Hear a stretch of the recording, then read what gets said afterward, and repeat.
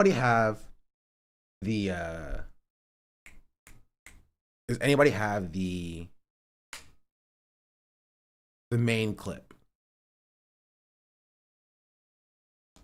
like, of what happened?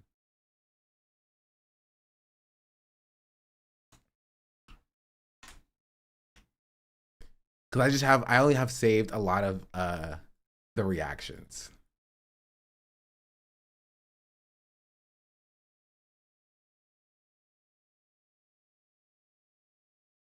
I was on Twitter. It happened 3 times. You see, cut out the first two.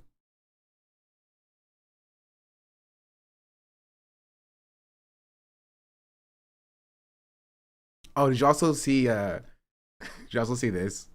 Gavin Newsom.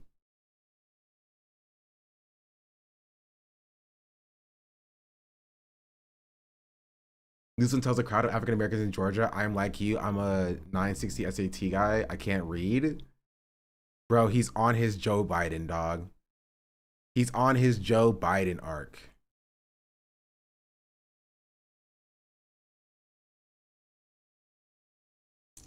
Um,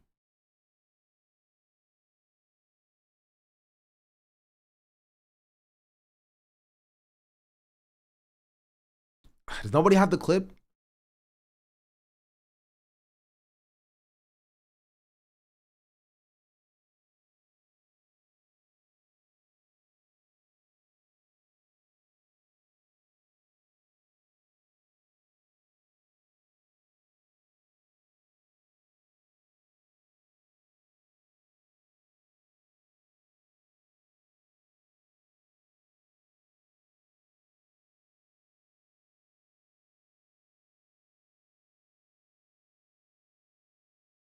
That's a poor framing of what Newsom said, to be honest.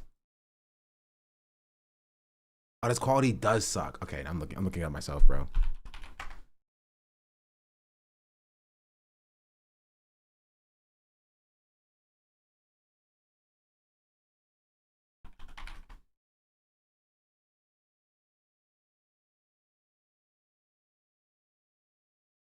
Oh, I have it saved.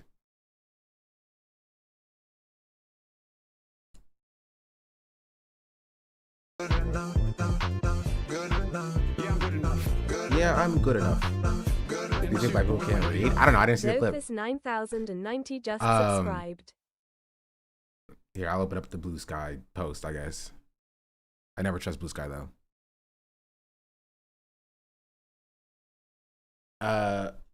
Doofus, thank you for the 12 months.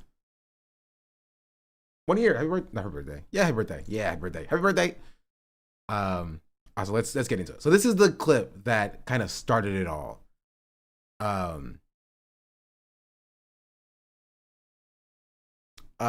Lindo says, "Hey, Michael B. Jordan did what we had to do, continuing to present the BAFTA after John Davidson shouted the N-word in an involuntary tick. He said he wishes someone at the BAFTA spoke to us afterwards." Now, there's a lot of discourse between, like, oh, black people versus disabled people. Let's be real. The BAFTAs failed, and BBC failed. Holistically. Like, the award show failed, the broadcasting network failed, and honestly, I would go as far to say that it was an op to pit black people and disabled people against each other. Because what do you mean you cut out Free Palestine, but you couldn't cut out the N-word? I think they left it in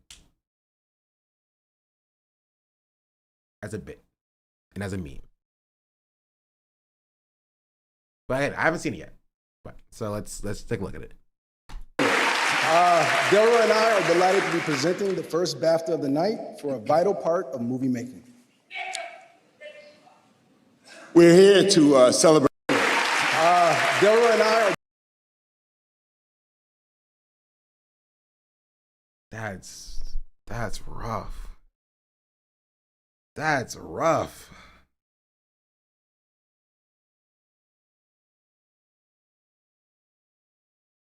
That's rough. Delighted to be presenting the first BAFTA of the night for a vital part of movie making. We're here to celebrate. That's rough.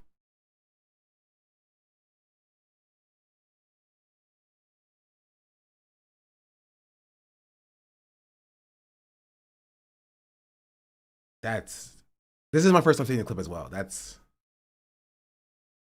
right. I think a big problem with a lot of this discussion, it's a matter of like, I think a lot of non-black people can't put themselves into the shoes of the two black men on stage having that word screamed at them because they're not black and they don't as he blames it to Reds. No, I don't do this, Chatter. And I won't time you out for this because I want you to learn, right? Don't do this, right? Don't do this. So actually, no, I'll give you 5 minutes so I can give you my take, and so you can listen and learn without yapping. Okay, there's a few things. I said there was two people at fault, or two groups at fault: the BAFTAs and BBC. I think in a separate conversation, right, is the wider system of white supremacy, and I'll end with that part of it. The fact that BAFTA didn't say anything to him after is so ridiculous. Yeah, it kind of shows that like they didn't necessarily care about protecting their black talent on stage from accostation, right? Like, so we as the audience can contextualize and understand, it was Tourette's. I don't think this was intentional, or an intentional thing to do. It's involuntary. You know what I mean? It's like we can all understand this from a third party perspective, but from the perspective of the two black men on stage, they're being attacked with racial slurs at a moment where they're, giving a speech, and that sucks. That's shitty. And that person feels bad. I mean, most likely, probably. Like, people with Tourette's often think about the harm that they cause or the discomfort that they cause other people, right? And I know Apollo has Tourette's, so if she wants to jump in and give her take on that, like they very much understand that, like, it sucks to not be able to control yourself, and not have outbursts like that, right? And it sucks that like people view that as like tantamount to who you are as your person. You know what I mean? Like, so I think the BAFTAs failed by not giving or properly preparing the audience for this, either at the award show, the two speakers for this, and the audience at home for this as well. Was he having outbursts the whole night, or so everyone kind of in the situation, or was this a one and done? I don't know where this fell in the timeline. I know that he had multiple outbursts throughout the night. I haven't seen them because apparently they cut out a few of the other ones, maybe. But this is the one that for some reason they didn't or decided not to cut out. I don't know why. I don't understand.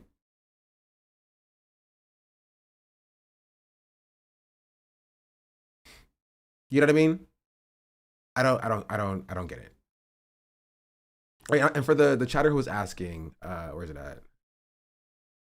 Like, would it be considered rude to ask him to leave the arena at that point? I don't think he should be asked to leave. You know what I mean? Like, the problem was not the fact that he had a tick, right? And he shouted to the stage, right? Like, that's not an issue. That's not a problem, right? The issue is that I would go as far as to say BAFTA failed when it came to disability accommodation. Right? That's my take on it. This is a accommodation issue. And BAFTA failed and the BBC failed in that regard. And that put the other invited guests and speakers in harm's way because they failed to properly accommodate the disability. Right? That's it. It's like having a kid who has like outbursts when like taking tests and like will like and get violent while taking tests and putting him in the same testing area as other students.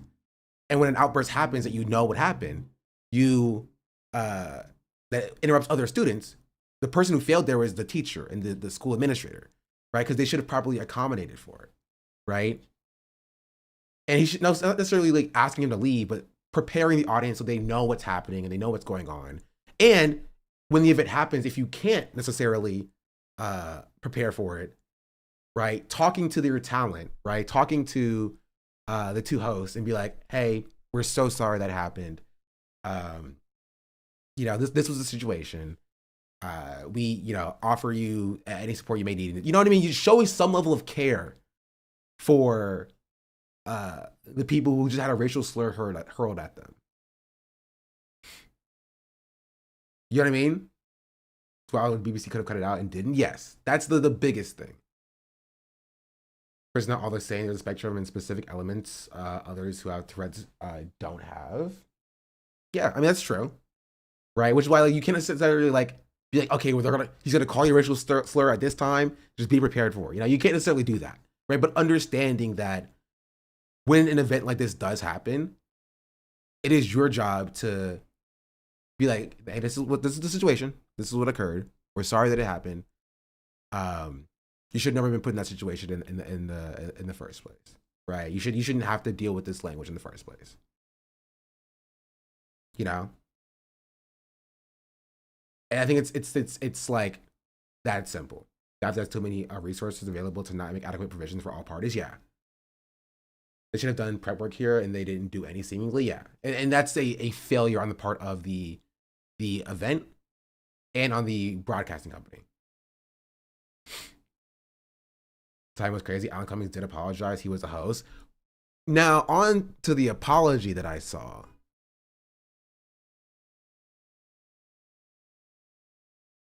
Right?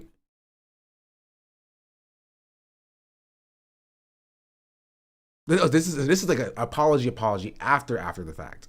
I wanted to see the apology that happened at the end of the event.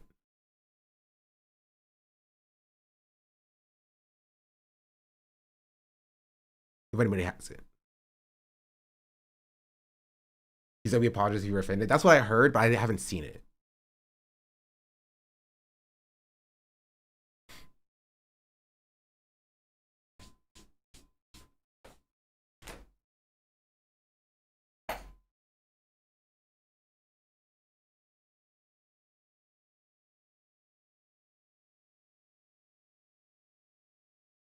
Oh, that's just a crazy thing to put on Alan Cummings.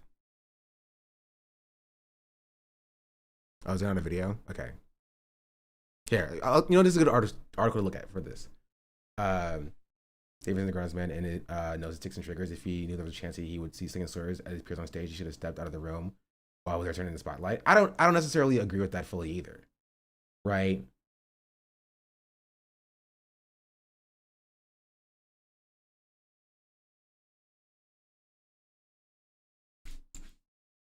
I think to be entirely fair, we should not have even known it happened in the first place until like after the fact. The fact that it was, I think the biggest problem wasn't even the fact that the two hosts got slurs slung at them. It's the fact that the BBC left it in so the audience could see it, right? These two they're professionals, right? They're professionals. They did, despite having a slur slung at them, they kept it pushing. And they will keep it pushing. The part that is really the problem is the fact that you have young Black kids at home who are watching the BAFTAs with their families, right? Having slurs or seeing slurs hurled at why isn't there two Michael Jordans? True. Hurled at the Black hosts, and that be fine, And the BBC should have 100% edited it out, and they didn't, and that is the main point of contention. But they took the time to cut out Free Palestine. Exactly. They're professionals. They know the other guy, at least in the abstract, is a fellow artist. They can roll with it. The BBC and the BAFTA should have never let this go on, get the air. Yeah, exactly. Moving Free Palestine and keeping the slurs is crazy. Yeah. Thomas, even if you know it might happen, it's a big room. You probably won't be able to get out of the room in time. Yeah, and even in the case, right? For me, it's not the matter and the point of like saying the slur, right? That's not like, I'll go as far as to say this, right? If it was a take, and this is a way less valid situation, but even if it was a take where like somebody got too drunk in the stand, in the audience, and started talking out of character. Maybe not slinging slurs, but like started heckling on the stage, right? That would be like one thing, but that can be forgiven if you apologize for it and you move on. I'm not above anybody who is like, able to say like, I'm sorry. And it's even more an added layers of actual contextualization when it comes from Tourette's and it was unintentional, right? So I don't care about like John Davidson specifically, right? If he says a slur and he's like, I'm sorry, I went off on the wrong moments. I didn't mean to hurt the two actors. And then we keep it pushing. We keep moving, right? I'm not gonna sit here and litigate like, oh, he should be like ostracized from the industry, or it should be like a stand on his career. Like, it's just like, so an event happened, right? And even if it was unintentionally because of his Tourette's, acknowledging the harm that was caused by it and say, he was sorry to the host, and then he keeps it pushing, right? And then we keep it pushing. I think people are so strict and ready to like hold him accountable and be like, why is he not saying slurs for other people? Right? When like it's unintentional, right? And I'll answer that question. I think I saw it in chat here, right? Do people with Tourette's ever say slurs for non-Black people? One, yes, they do. But the reason why it seems that like, it's more common for Black slurs is because white supremacy is so pervasive, right? White supremacy is like the progenitor bigotry from like America. It's so historical, right? It's so foundational to every part and every facet of society. You know what I mean? Like, so it's also very very common. Like, not in people with Tourette's, but like just in society in general. Right? There's a normalcy in anti-Black slurs being used in non-Black communities. And so there are other slurs that exist, right? But like, there's again, white supremacy is such a pervasive system that like it's just going to be more common in the first place. There's a stylist who worked on Sinners. She said there was 3 other times to other Black people as well. Not a single one of us, regardless of race, is free from it in some form. So you think a guy with Tourette's is going to be? Yeah. I think it's so weird that some of y'all think it makes sense to constantly pick on Mao saying because he believes defending your honor. Some guys with Tourette's meaning Mao speaking from experience. I don't know what y'all are talking about. Y'all are arguing in chat about something.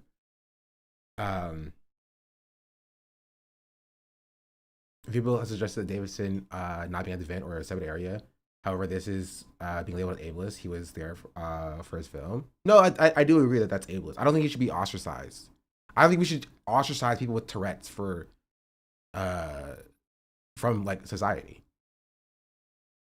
You feel me? I think they should be allowed the same access to society as everybody else, and it's up for the event itself to make accommodations to accommodate him, right? And prepping the guests is a part of accommodations, right? Not being like, you go over there, you sit over there in that other corner over there, right? Disability accommodations is not just like wheelchair ramps, right? It's also just normalcy in society. They should have prepped the attendees and the audience, right, to accommodate for them, and they didn't do that, and it's a failure. That's an L on the part of BBC and the BAFTAs.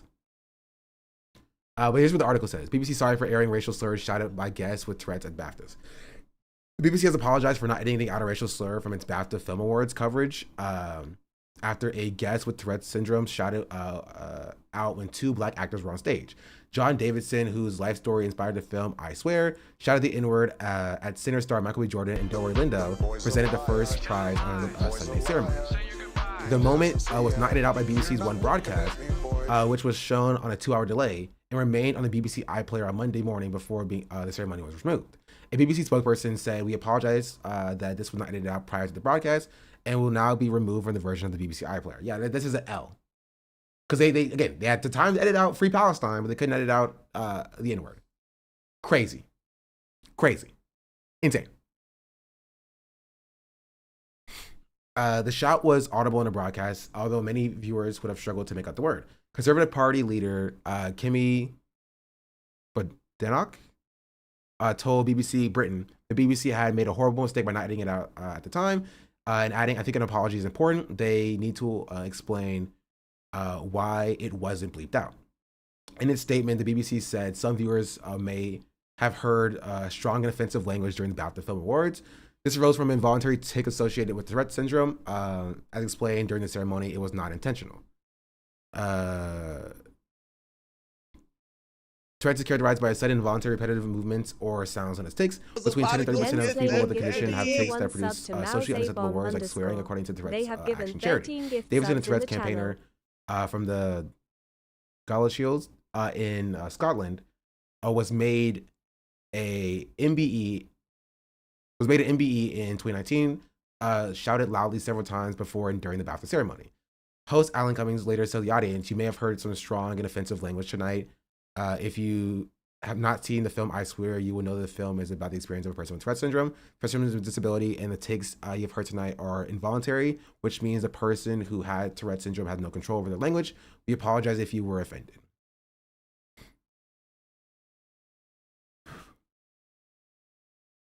Yeah.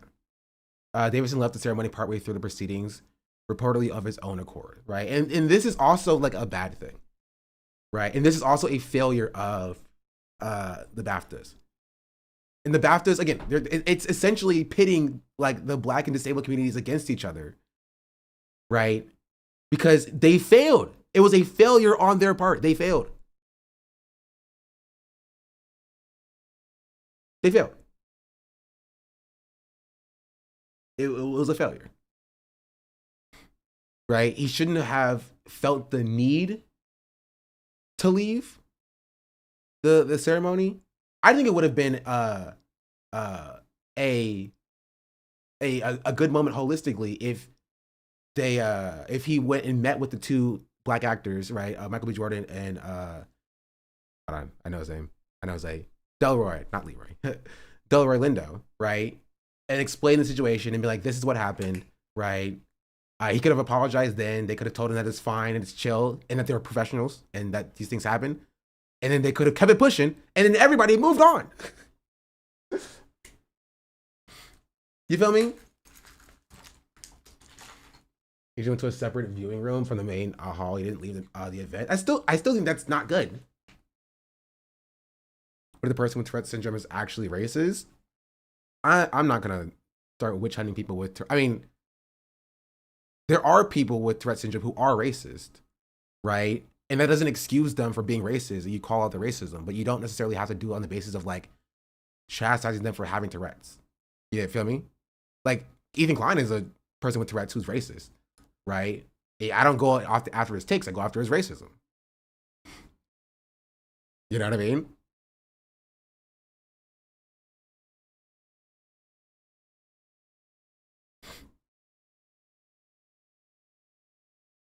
I really think a lot of people need to watch his doc from when he was very young to see how awful this guy's life is.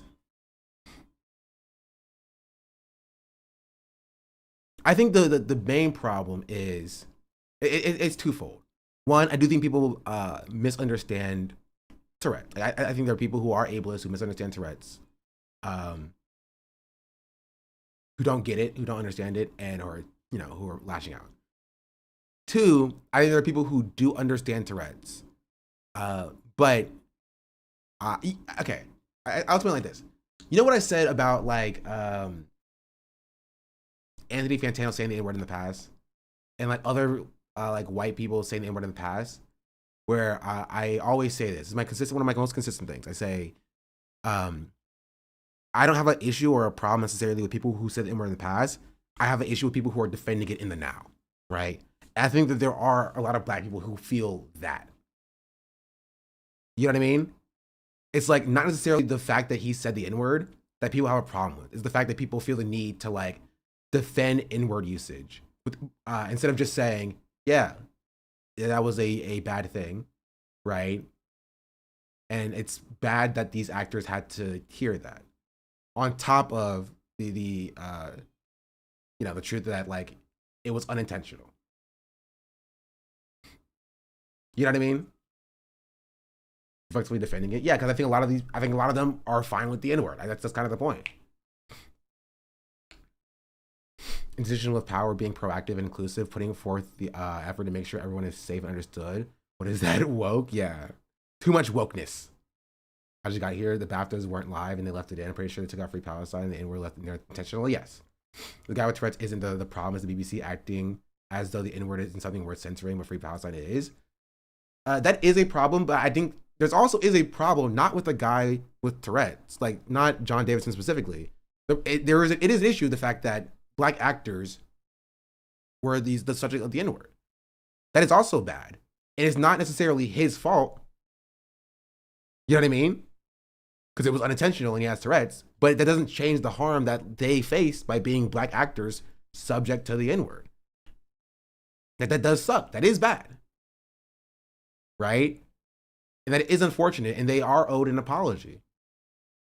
Right? Maybe not from him specifically, but from the BAFTAs. Whoever put the event on, whoever allowed the situation to happen where they were not prepared for or ill prepared for. And for the black audience watching as well. Yeah, exactly.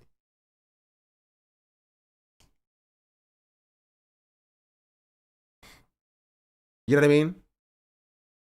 And what did Caroline tweet? So apparently people got mad at it, as a chatter said. I do hope he got a chance to apologize to them personally, to be fair. I don't know, because he said he left the main venue. But I think given the opportunity, he probably would have. Right? Caroline basically said the same as you.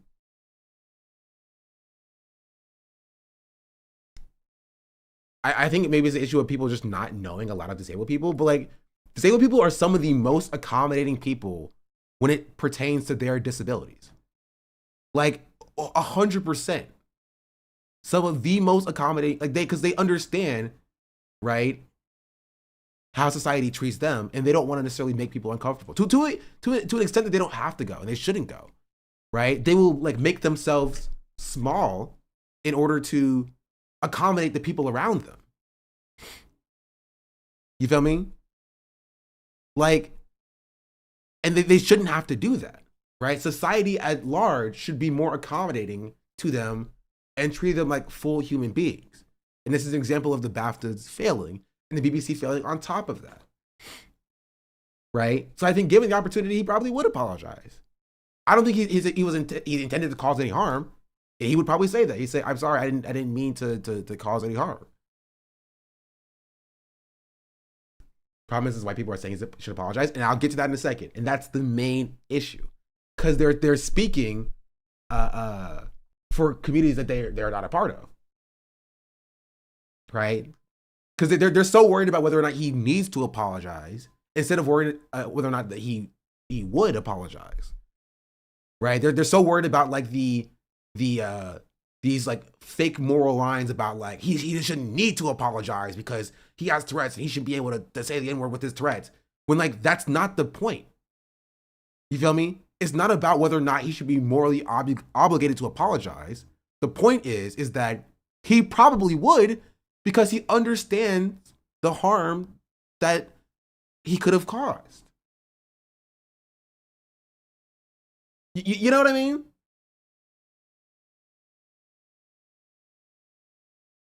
Doesn't live TV have a delay? Didn't catch up like that. The delay was 2 hours.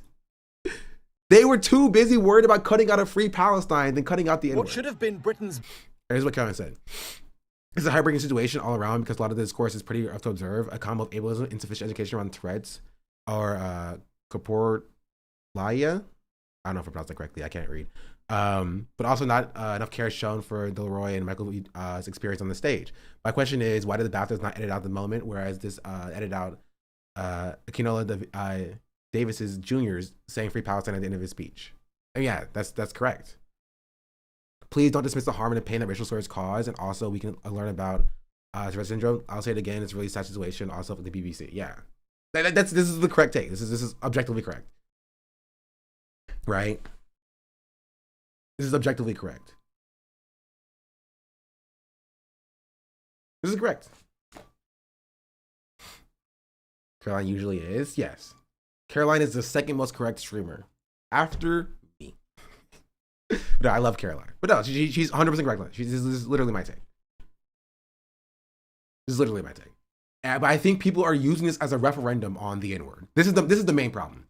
People are using this as a referendum on the N-word. Right? They're using this as an example of like, anti-woke is so bad, anti-SJW is so bad, the blacks are going too far, demanding a disabled person apologize for his disability, right? When that is insanely reductive, right? And racist. And ableist when you consider that they're using a person's disability as like a cudgel against the black community. You know what I mean? Why are non-POC so obsessed with saying the N-word? Well, as it pertains to like other situations, they just I talked about it yesterday. You can watch my stream yesterday. It's that it's a word that white people don't like being told no, and they can't have something, which is why colonialism exists so heavily as it pertains to like the stealing of other cultures. But the reason why, because people ask a question that honestly I think is a fair question to ask if you don't know anything about Tourette's, right? Where it's like, did he say any other slurs? Why is he only saying the N-word, right? And I understand where that question comes from. You know what I mean? It's like, why is anti-blackness so pervasive? Why is anti-blackness so, institutional? That like, it's like a part of the intrusive thoughts of most of the society in the first place. I get that. I understand that that thought process. And it comes from us living in a society that's so seeped in white supremacy that like anti-blackness is second nature. You know what I mean? Like when you think about it, it's the same thing we talked about yesterday about white people potentially using the hard R N-word against black ICE agents. You know what I mean? Like it's like that kind of concept. It is a word that is meant to cause harm and to hurt people. And so honestly, a lot of white people in their mind call black people the N-word. You know what I mean? A lot of people think about that in their mind. That is a part of their, not even just intrusive thoughts, that's a part of their actual thought process. You feel me? And so that may be why you see like a disparity, if you will, in like why people with Tourette's would use like anti-black slurs, even though I don't have any, or also none of us have any evidence about like the empirical data about what slurs people with Tourette's use, I guess. So I think it's a very silly conversation. You know? Am I too cynical for thinking the BAFTA is actually British white or whatever? It's so British white whatever that they actually prefer this discourse over highlighting the censorship of free Palestine. No, that's not conspiratorial, if you ask me. You're constantly thinking about what the worst possible thing to say here is essentially. It's not a weird result having Tourette's. Yeah, that makes sense. That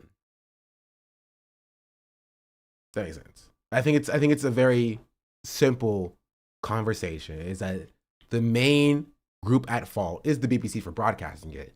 Second main group at fault is the BAFTAs for not properly prepping the speakers and the audience for what may come in the first place.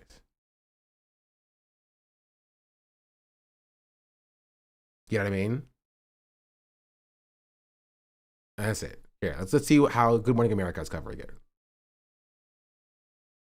Big night to celebrate art and culture, with royalty mixing with the Hollywood elite.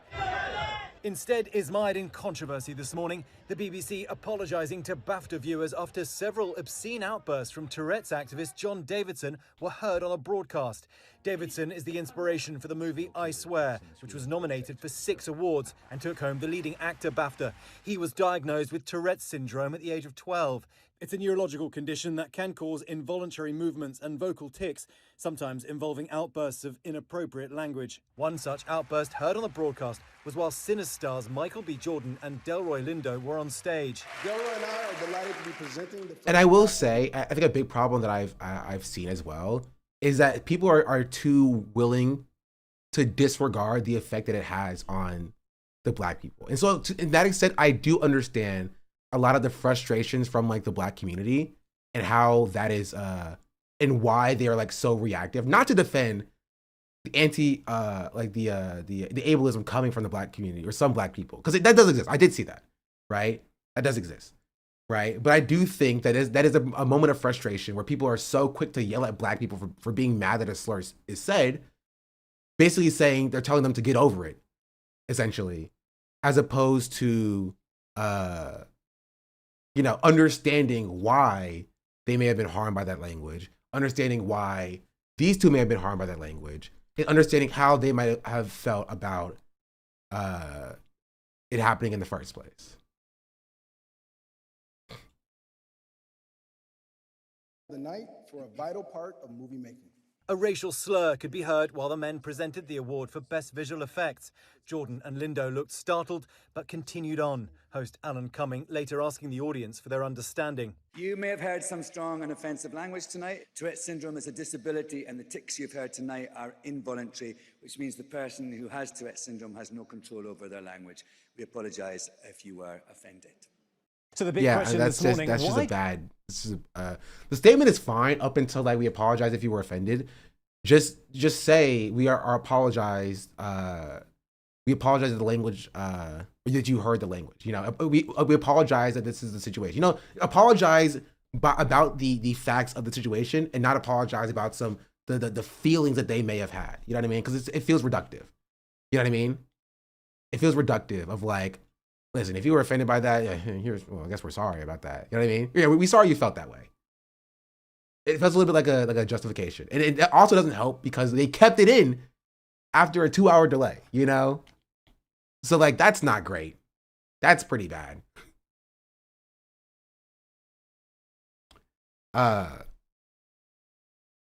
Did these outbursts remain on the broadcast when other parts of the event were cut, like the words of one award winner who said "Free Palestine," especially when you think that I was not expecting Good Morning America to actually highlight this part. I guess that kind of shows how far the Overton window has shifted. Genuinely, I was not expecting Good Morning America to actually say this. That's crazy. Woke is kind of back a little bit. I think as well, yes, obviously people with Tourette's cannot control what they say. Black people still have every right to be upset if they heard the N-word. I don't think that's a crazy take. You know what I mean? That's kind of my take. It's like,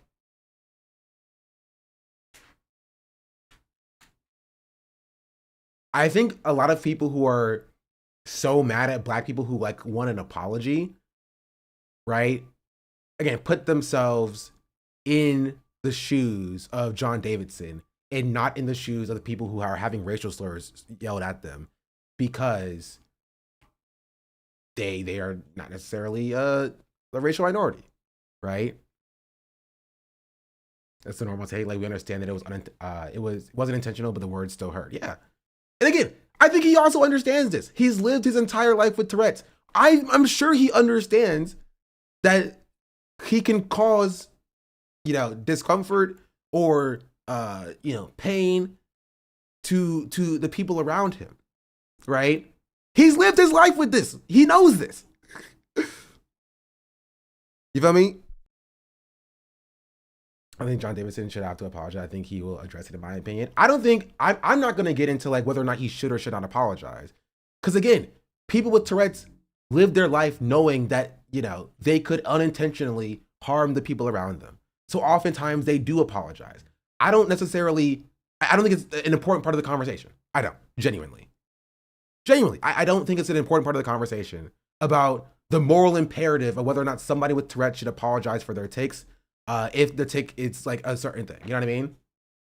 Because the point of the matter is that most people with Tourette's do, for the most part, apologize. Their tics make them harder to understand. Apologize if their tics like unintentionally affect people. He always apologized in the documentary. Yeah, like I'm sure that he would have apologized here in the first place. So I'm not. My point is never that like, oh, should he apologize or should he not apologize? That's not the point that I want to make. The point is that people who live with disabilities holistically oftentimes apologize for the way that their disabilities may affect other people. You know what I mean?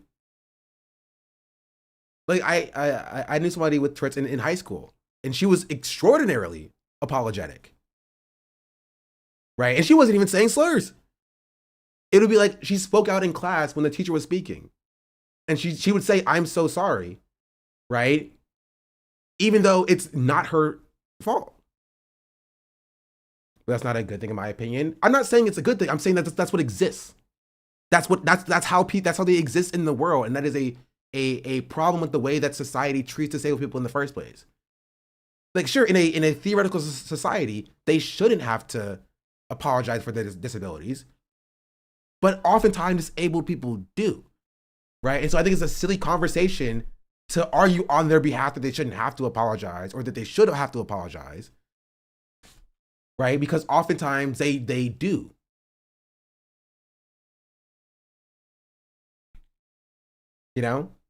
Also, can y'all lock in? I'm about to, what? I have an idea. Hold on. I have a good idea too. Y'all gonna hate me for it though. Bow. Wait, that's actually not what I want to do. Bow. Problem solved. Anyway, like that's the point I want to make. Let's go back to this part. To the big question this morning, why did these outbursts remain on the broadcast when other parts of the event were cut, like the words of one award winner? What? How did you, what? Oh, Katie turned it on and I turned it off. You undid it? No, you did it. You did it. You preempted me doing it. That's what it was. That's what it was. Who said free Palestine, especially when you think that there was a 2-hour delay on this broadcast. True. The BBC has this morning issued a statement apologising that Davidson's comments were not edited out ahead of the broadcast, and they say they will now be cut from the online version and on streaming. You've got to feel for Davidson. He must have been very embarrassed by all this. He left the event, it's thought, early, halfway through, it's thought. Guys. Yeah, the BBC should have caught that. Should have caught that. And he left on his own. He wasn't asked to leave, but he knew it was best to leave. But you had so much time to edit out those remarks. And the guys handled it well. The guys on stage kept moving through. Okay. I mean, it's fine. It's a fine little segment. And he left on his own. I don't agree with really anything that the Good Morning America has said here. It's a fine little segment. And this is kind of how most people are going about it. I think where a lot of the issues come in is people saying that or kind of implying that him having Tourette's gives him the right to say the N-word somehow. And then people on the other side saying, or being ableist and saying that there's no way Tourette's would allow you to say racial slurs. And I don't agree with either of those people. I think they're both wrong and dumb in this regard. And I have a few tweets that I want to show you because I was bookmarking a couple of them.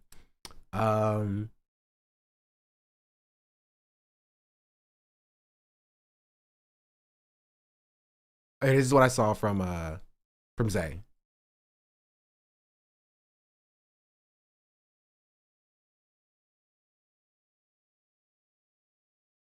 Oh, so they can't edit things out. Yeah.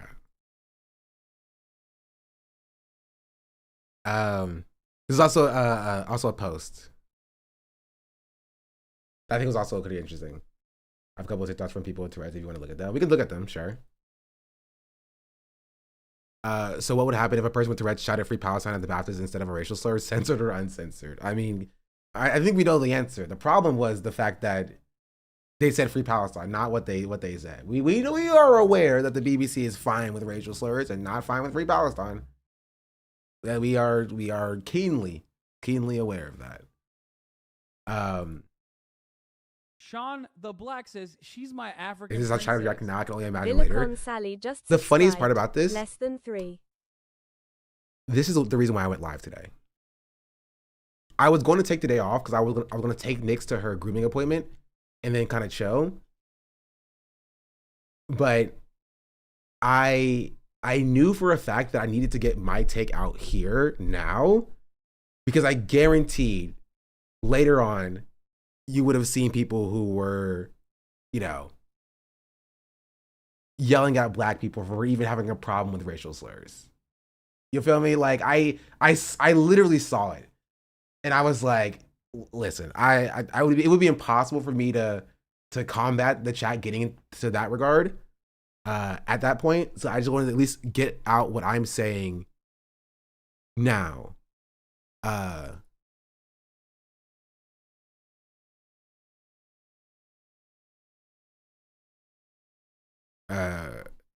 In the first place. Also, mind you can take it off of emote only mode. Here, before this, I wanted to look at this one. Not this one. Did I not save any of the?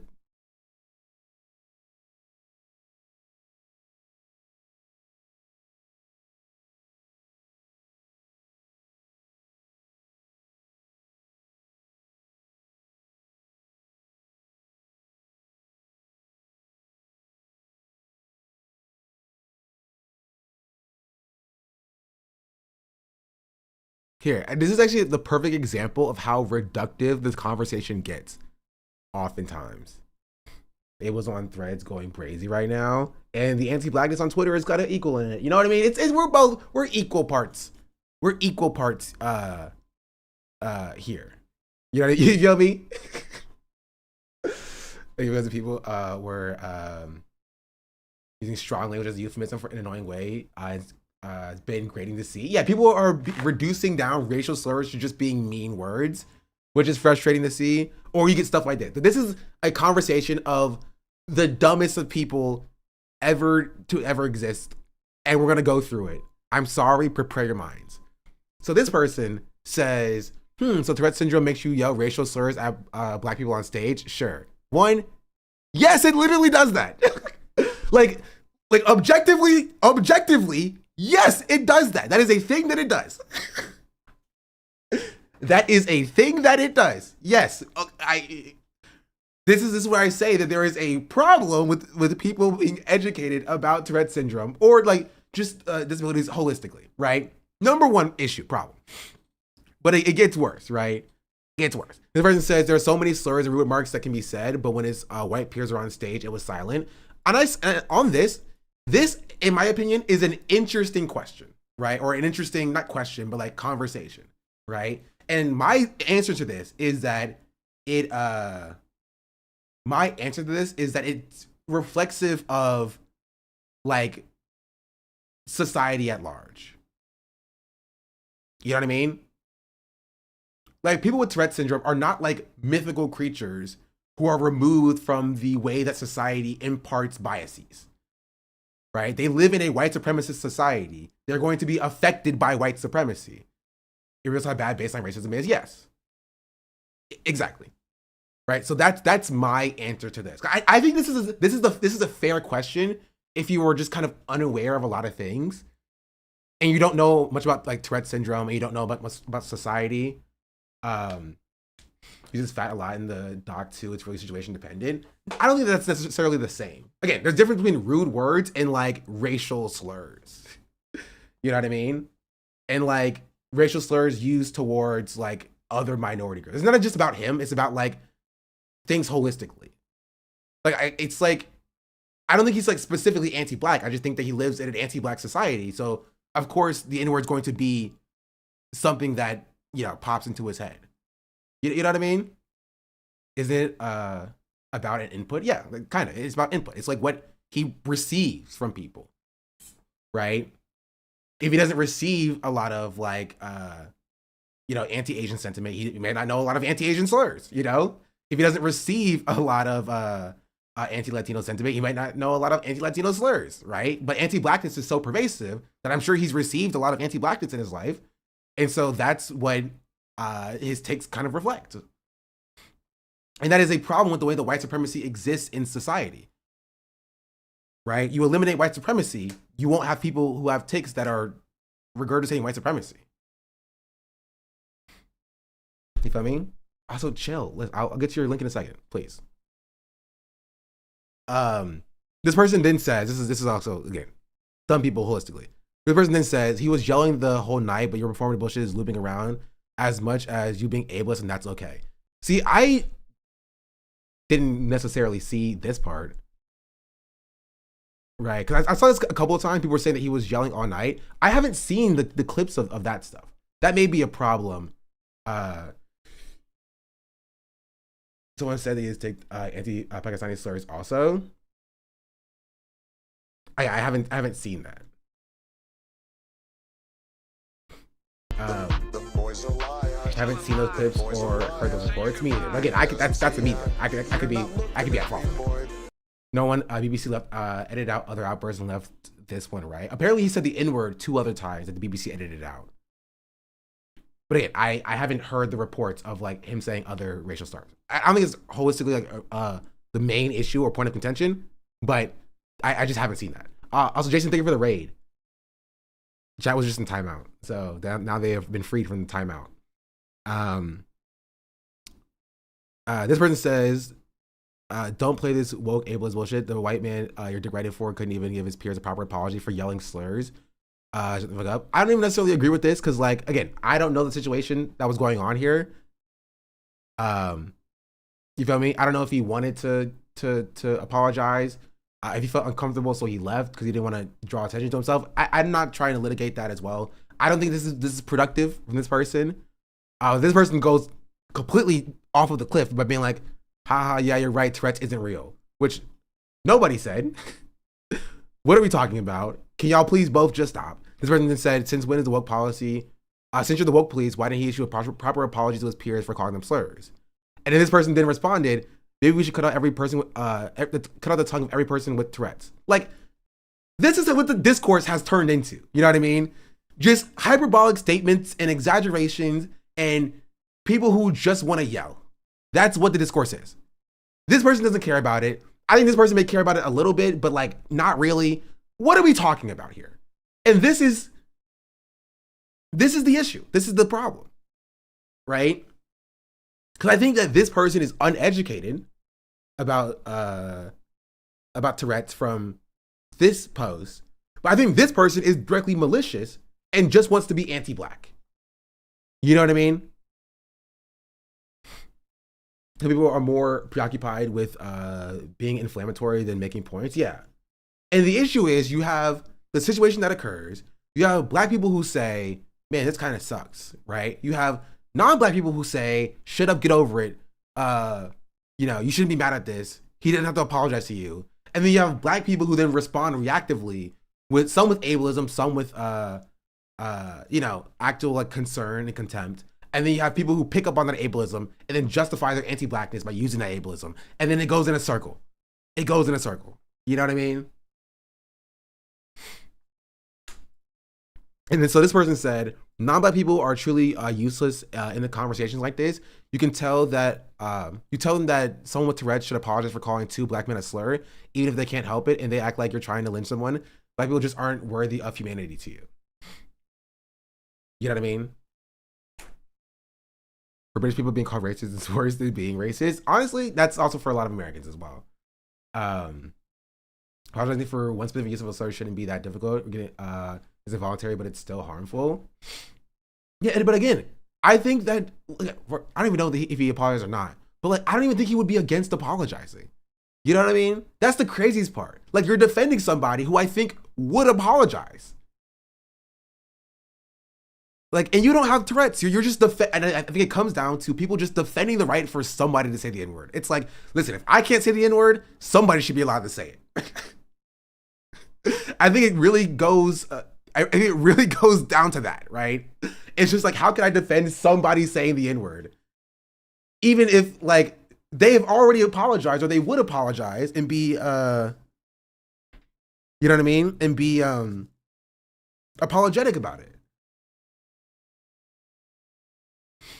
This is a deep problem with society because the same thing happened when Zoran and his anti-black application lie. Exactly. The same thing happened when people who said N-word like as young people in the past, right?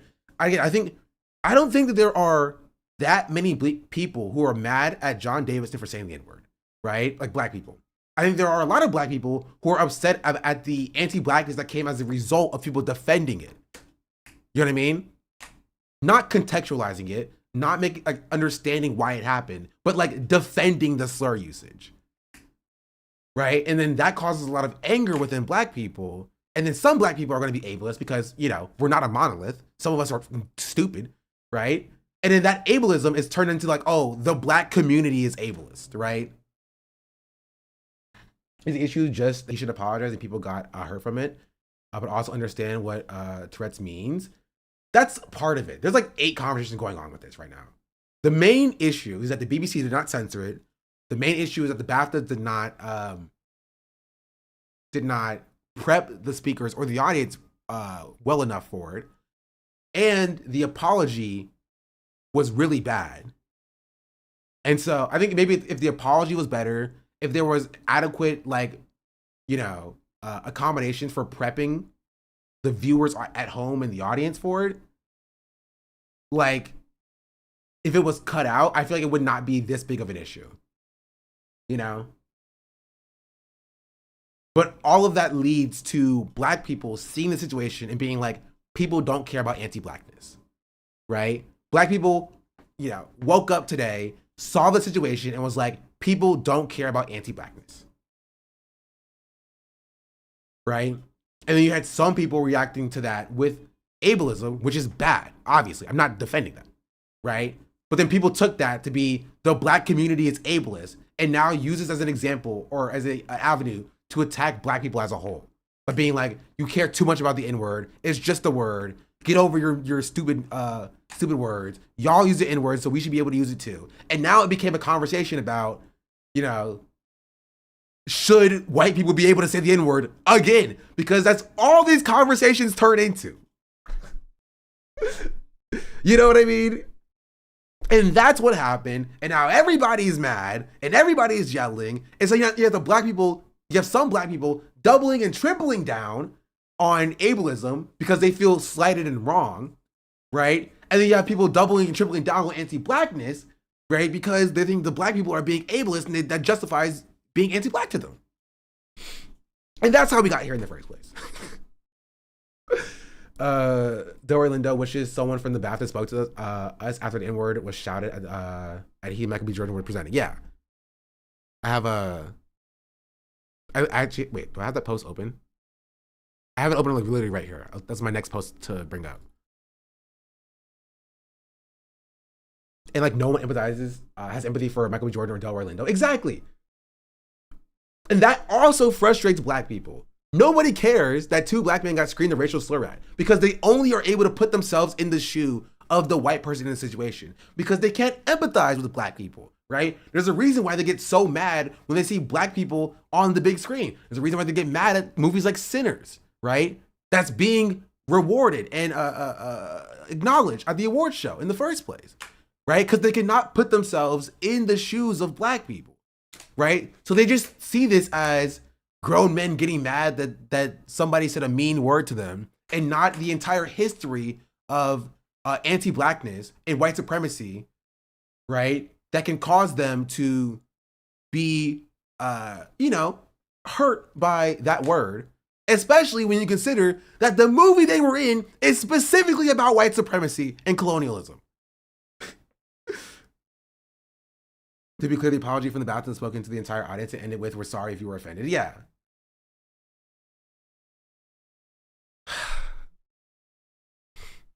Delroy Lindo wishes somebody at the BAFTA spoke to us after the N-word was shouted as he and Michael B. Jordan were presenting.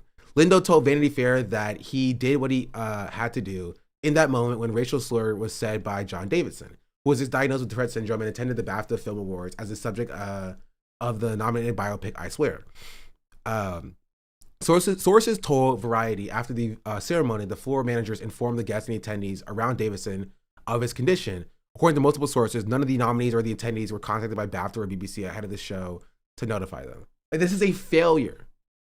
This is a failure on the part of the BAFTA Film Awards and the BBC, right? And Black people holistically, but especially Michael B. Jordan and Delroy Lindo, have a right to feel some type of way about that, right?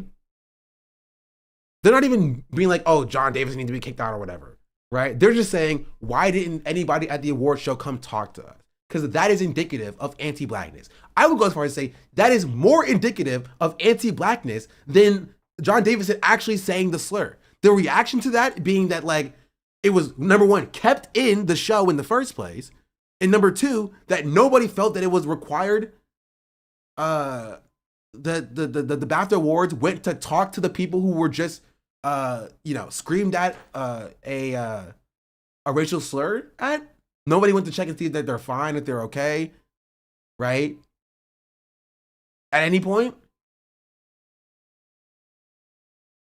Right? And so that's why a lot of Black people are upset and frustrated. And some of them are doing something I disagree with, which is like devolving into ableism, right? Because there's a miscommunication, or there's a lack of understanding about Tourette's and the way that Tourette's operates in society. And so you have Black people who are ill-informed about Tourette's, who sees this very clear example of anti-Blackness from the BAFTA and from BBC, and they're frustrated and they're lashing out and they're picking the wrong targets, right? I don't think the target that you should be picking is John Davidson. I think most people aren't picking John Davidson as a target, but the people who are picking the wrong target, right? The issue is the fact that the entire society that we live in is anti-Black, and that Black men being called the N-word at a national event that they are speaking at is seen as, like, honestly, a meme to the BBC. You know what I mean? And that's kind of it. And that's frustrating for a lot of people.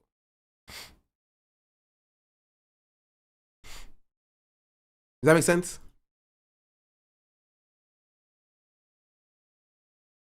I want to watch this video as well. Ignore how I look right now. Critical attention. I am not feeling too great. However, there is something I have been asked to talk about, and that is going to be the BAFTA situation. At least Will Smith didn't traumatize me this year. True. Was that at the BAFTAs? That was the Oscars. Seeing or the Grammys. No, Oscars. Of outrage about it, people saying, oh, well, why would that even be in his vocabulary? He did that on purpose and all of this stuff, and that racism is to excuse. A very sad day for the Tourette syndrome community, especially for the ones that have coprolalia, because when you come online and you see thousands of people hating on your condition, specifically coprolalia, because that's something that is already very embarrassing for all of us. I'm not going to say that people can't be offended by the fact that somebody said the N-word as a tick. However, it's not something that somebody can control. It's not something that somebody wants to say. And I've been seeing a lot of people be like, well, he said it like when the crowd went silent. That is most likely when a tick is going to happen, when you're in public, when you're in complete silence, or when you're trying not to say or do something. I mean, like, I agree with her. Like, I think that people are too focused on John Davidson trying to like analyze and dissect his tics and his Tourette's to be like, you know, whoa, why did he only say the N-word specifically? Suspicious. You know what I mean? Like, I think people are, I understand. The issue and the problem comes from a misunderstanding or a lack of understanding about how Tourette's works, right? And I think also we have the same bonnet. Wait, no, we have slightly different bonnets. Wait, I have that bonnet somewhere too. Twins. Twin them. Jamie Foxx was doing that. Yeah, I think Jamie Foxx is just slightly ill-informed. Not slightly, very ill-informed, right? But I think people having such a visceral reaction to that ill information right? And to that misinformation, it comes a little bit from anti-blackness. You know what I mean? The response is not, hey, that's actually not how Tourette's works. This is actually how Tourette's works in this way, right? People seem to kind of relish dunking on black people, right? Oh, you stupid blacks, okay? You don't even understand how Tourette's works, bro. Like that kind of thing, right? And so I think there is a difference in the way that people are reacting to, like, black people just kind of being a little bit dumb on this in certain aspects. I did not like that sentence personally, but that's what they're saying. Is kind of the point. You know what I mean? Like, black people in an instance of being hurt and harmed, right, are using their misinformation and ill information about, I don't think it's necessary to be informed, it's just a personal choice, to keep that information to oneself. What do you mean? As if white people are that educated on disabilities. Yeah, but when they're not, and it comes to a head and then white people are ableist, they're not seen as a monolith, right? They're not monolithized. They, like, when a white person is ableist because they misunderstand what Tourette's is, it's not seen as indicative of the entirety of the white community, right? When a few black people are, it's seen as like, oh, you blacks are too worried about race and stuff that you can't even see ableism when it happens. You know what I mean? As in, a disabled person doesn't need to explain disability. I don't necessarily agree with that as a full, like a hard and fast rule. But I think it's fair if somebody screams the N-word at you to question why that happened in the first place. You know what I mean? Like, I don't think that's unfair. It's case by case. Yeah, I'm not saying you have to walk up to everybody and be like, I have Tourette's and I'm going to call you the N-word or whatever, right? But, like, I don't think it's specifically outlined in the ADA. The ADA is not about, like, interpersonal communications, right? It's about, like, overall, like, systems of accommodation.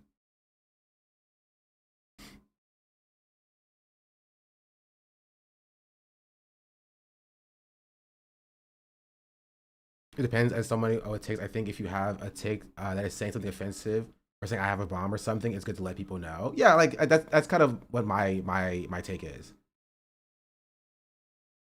The venue organizers should have made the audience make sure the audience was prepared, as you said. Yeah, and they did it after the fact, just not in a way that was good, right? They failed in a lot of different regards.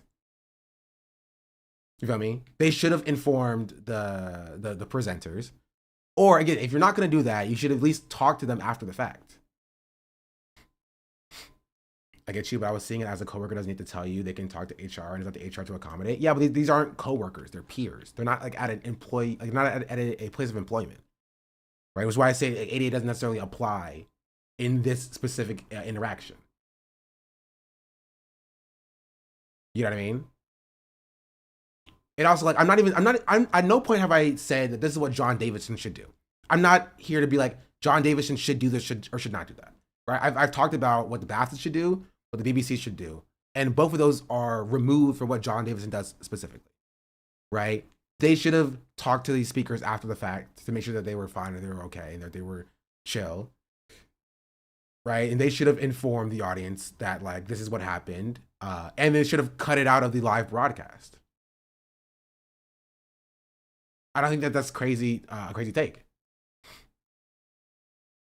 You know what I mean?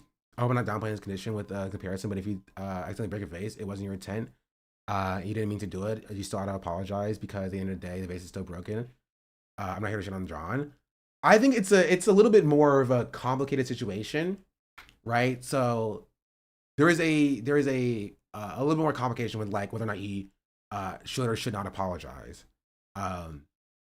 Because again, what we think doesn't necessarily matter here, right? I operate based on, like, in reality, people with disabilities holistically, not even just Tourette's, will be accommodating to the people around them.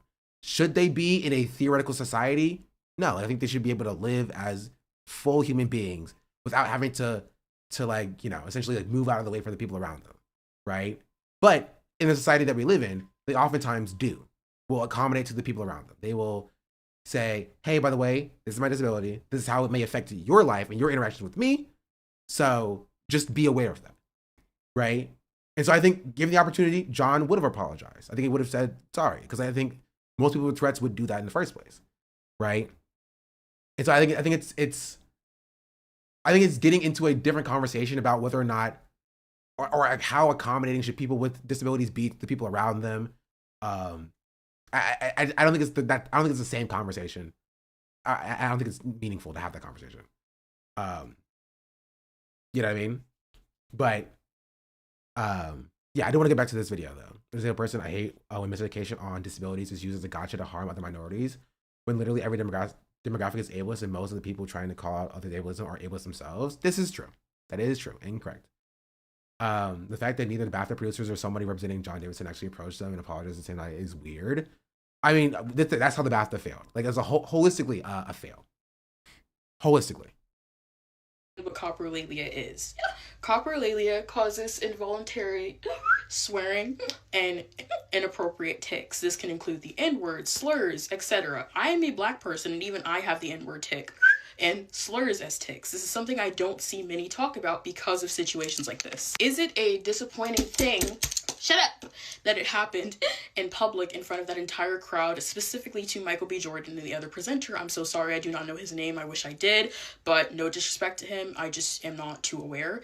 Yes, it is a very unfortunate situation. Seeing so many this is where I would disagree. I don't think it's a disappointing thing in an unfortunate situation. I mean, it's harm, right? It's unintentional harm, but it's still harm. Like, it's harm. It's like being a Black person having the N-word screamed at you. Think of it like this, right? Imagine like playing a movie that has the N-word in it, and your teacher doesn't tell you it has the N-word in it, and you're just watching the movie, and it's like jump scares with a hard R N-word being thrown at you, right?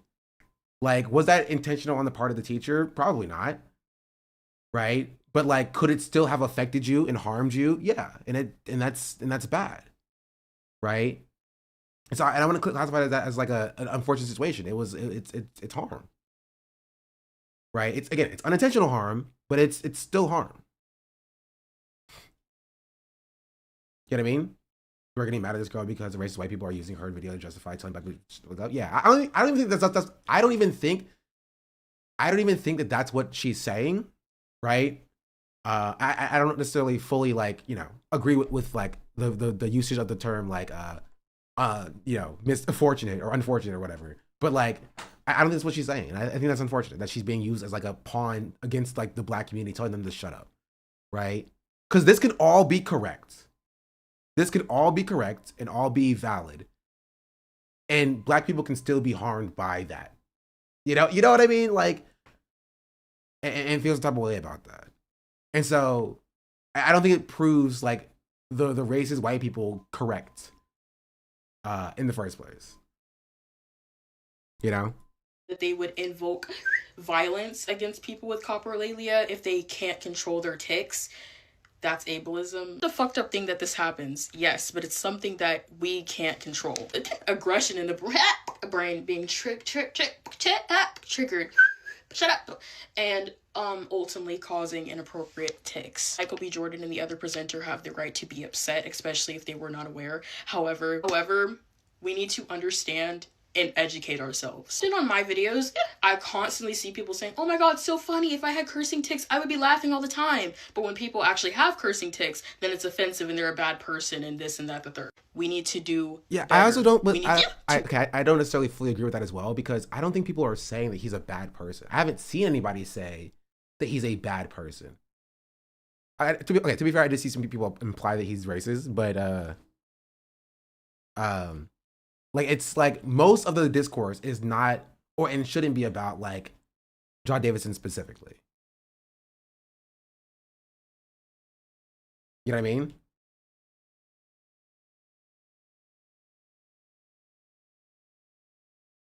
People in this chat are saying that, yeah, those people are stupid. And I said as much.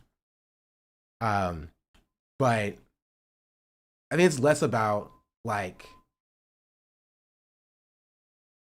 in my opinion, it's less about John Davidson specifically and more about the BBC and the BAFTAs and about society at large that causes anti-blackness to be so pervasive, to like not necessarily manifest those ticks in the first place, but for that to be like, you know, like so in people's minds. That makes sense. They deliberately left it in my opinion. I agree. I do think they also deliberately left it in.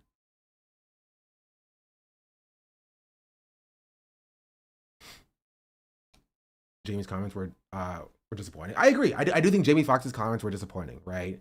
But I will say is that I think he's misinformed about what Tourette's is, right? And that is an L for him.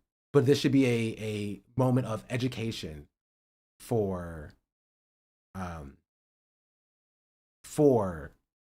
people who are misinformed. And I think people are so quick to, and this is what this is what I said before and earlier. I think people have a lot less leeway when it comes to Black people being wrong, right?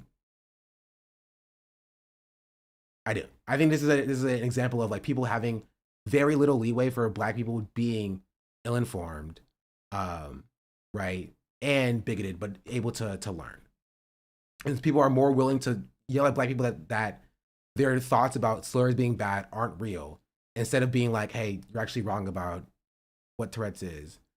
This is actually what it is.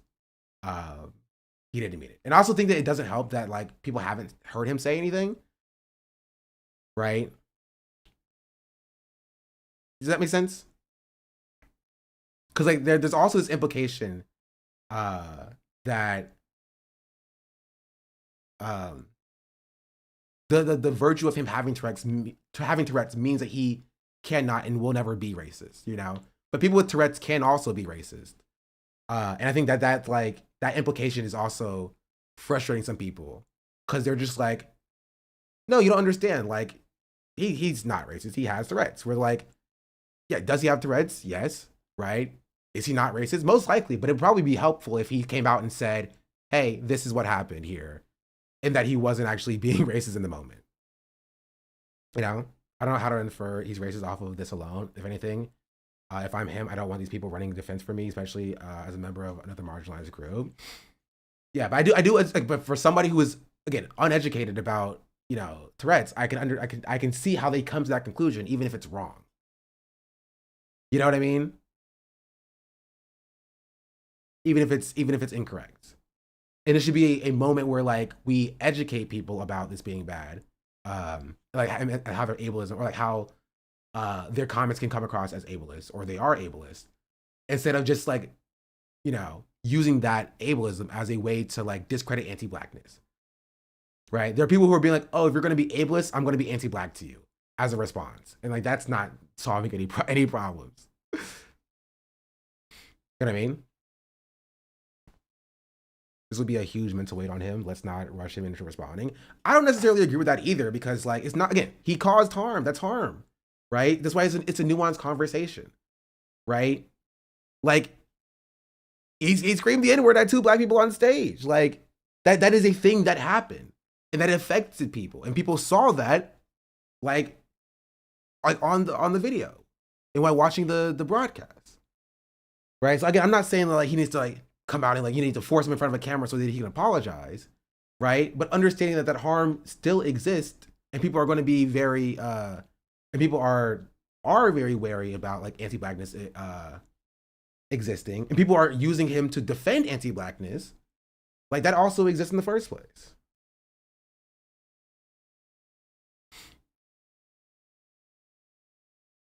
You know?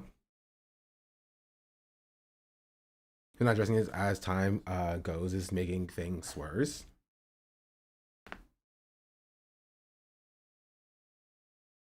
Again, I think that it could have been a very simple fix of like, you know, him just you know, talking to like Michael B. Jordan and Delroy. I keep wanting to say Leroy. It's Delroy. And Delroy, and just be like, hey, or just like somebody doing that, you know? And the fact that nobody did that, it's just like the craziest part. You know what I mean? There's a 1 minute clip from the movie that touched on the subject. Sure. But they have to keep it in, and the people telling them that they can't be offended, they should just take it like, come on. Yeah, it is frustrating.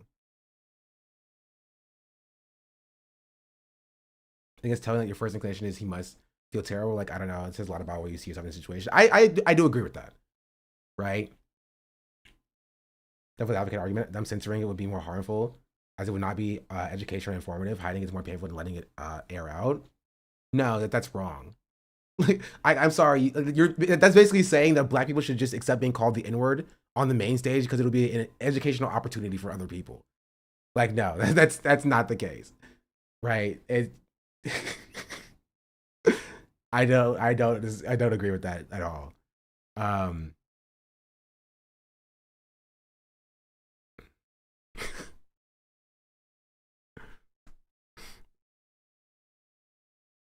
Yeah, sorry, Chatter, you're not a good devil's advocate. Your devil's advocacy needs a little bit of work. I'm gonna be real. That's a funny post, Sarah. That's a good one.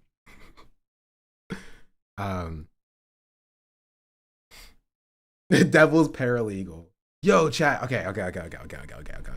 I was talking to one of my high school friends yesterday, because she's at law school. Bro, tell me why she got a job offer for after she graduates, making, guess how much money she's making? First year out of law school. Just throw a number out there.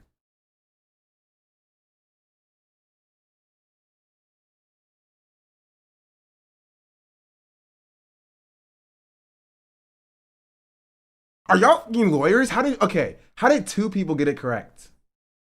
Are y'all freaking lawyers, bro?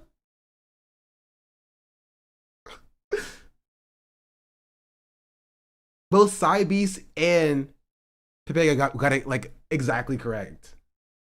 Either 60K or 220K. That's true.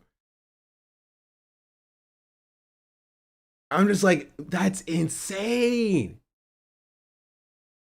That's crazy. First year, bro, I'm going to law school, bro. I'm gonna be a lawyer. Dog. That's crazy. I understand. Okay, I'm gonna say something, but just hear me out. I understand Asian parents now. Immigrant parents at large, holistically, but I get it. It makes sense to me, bro. It makes sense to me. Lawyers, doctors, engineers, I get it. 220 in the first year out of law school is crazy.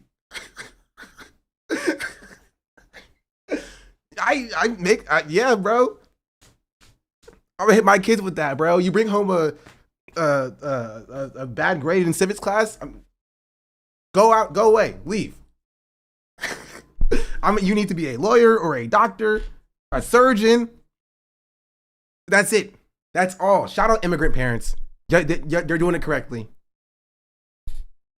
You're doing it correctly. I'm gonna treat my kid. I'm gonna be an immigrant parent living in America, an American-born immigrant parent. This is not a safe space for the failed son I am anymore.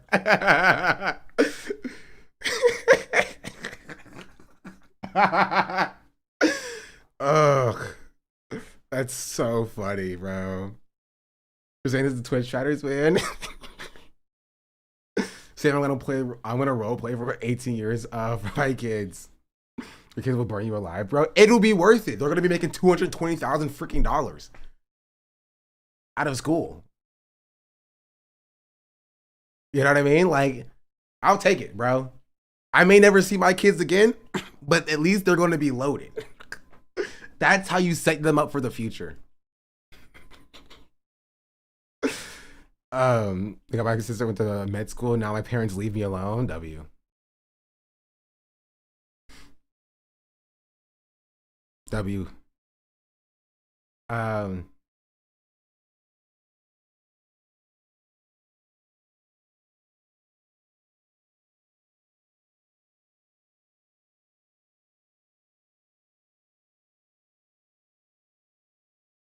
workers falling in love with the system that exploits them. For $23,000, I'd fall in love with a lot of things. I would fall in love with a lot of things.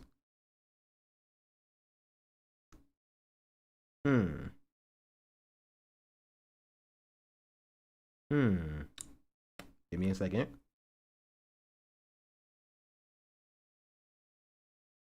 I don't know when Knicks will be ready. I'll play this while we to you. It's good food. Thanks, John. Dory's buying a concert. Sorry, Dory. Oh, fuck. Oh, fuck off, you cunt. Sorry, everyone. Right, John. If you're going to visit us more often, which, you know, I hope you are, I need to speak to you about your language. Aye. Okay. We have one rule in this house. And that's if you do anything you can't help, you never, ever have to apologise for it. You know, if you're out in the street and, you know, with people who don't understand you, then fine, you know, apologise, whatever. But in this house, where we know you can't help it, you know, where we know you don't mean it. Rule. No, I don't think this is a bad rule. I think this is entirely fair and valid. And I think this is a step towards like actually treating disabled people like people, right? The difference is, and that's what is important to show, is that like she says it, like if you're in walking across the street and people who don't know you, right? It's a different story. But in a place where like he's supposed to feel safe and welcome, right? Of course he shouldn't apologize for it, right? And I agree with that, right? And theoretically, the world should be a safe space for him, right? The goal for us is to make it in a world where like he doesn't have to apologize for it, right? And this is why, you know, funnily enough, people are very like against like safe spaces. This is kind of why safe spaces are important, right? These are good things. But currently, like the world is not that. And I would go as far as to say, if the BAFTA wanted to create a safe space for him, they could have done that, and they did it, and they failed. And that's where they failed. Right? Part of the journey of creating a safe space is making sure that people are aware that this is something that he can't help.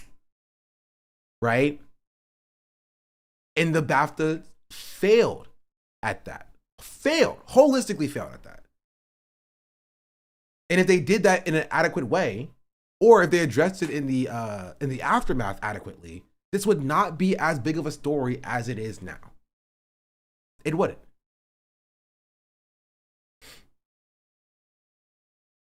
I think it's that simple, right? That's why I feel it's unfortunate that we live in a world where anti-blackness is so deep in a perfect world. It would be fine, yeah, because in that same perfect world there would be no anti-blackness. You know, how is there not a better noise gate?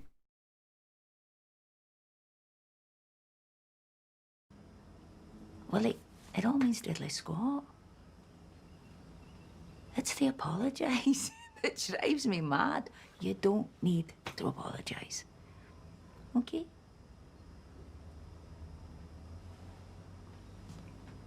Okay. Right, but this is a perfect clip to show that like he understands the way that he could like he may make people uncomfortable, right? Or may offend people, which is why he's preempting his apologies after you know, his ticks go off, right? And so this is why it's so weird for people to yell at black people to claim that they need to shut up about apologies or whatever, right? Because I don't even think John believes that. That's the craziest part. I don't even think John believes that. I think John understands that, like, yes, the words that I say may hurt people's feelings, right? It may offend people. It may be harmful, right? And even if I don't mean it, they might not know that, right? And even if they know that, it still may hurt their feelings. And so he's apologizing for it, right? So both of these truths can exist at once, right? The goal is to create a world where there is no anti-blackness, right? So that you know the harm of the N-word and this situation wouldn't exist in the first place, right? But also a world where like there is a safe space for disabled people where they don't feel the need to have to apologize for the disabilities. But in order to create that world, the systems that we have in place, like the BBC, like the BAFTAs, need to do a better job of doing accommodations and creating that safe space. And that's where they fail.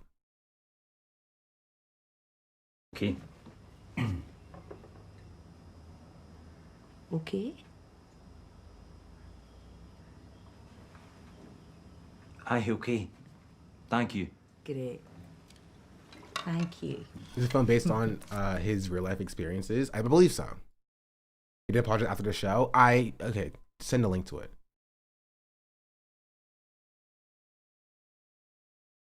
One of my biggest pet peeves is people who say, like, I've apologized in the past or they've apologized without showing me just show me the apology.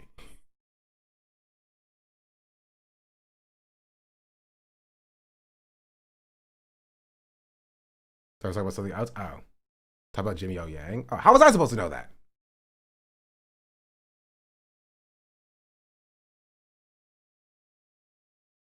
To be fair, the world wasn't harmful. He probably wouldn't have people with Tourette's often say that words that are taboo because words I think of are not saying. I don't know if that makes sense. No, that's what I'm saying. That's my point, right? Is that if we eradicate anti-blackness, right, and anti-blackness doesn't exist, right, then there wouldn't be like this like harmfulness of or taboo nature of the N-word, because there wouldn't be like this system of anti-blackness. And so you eradicate anti-blackness, you eradicate the harmfulness behind the word, right? And you make the space safer for outbursts when they do happen, that he doesn't feel the need that he needs to apologize for it. Is the end goal perfect world?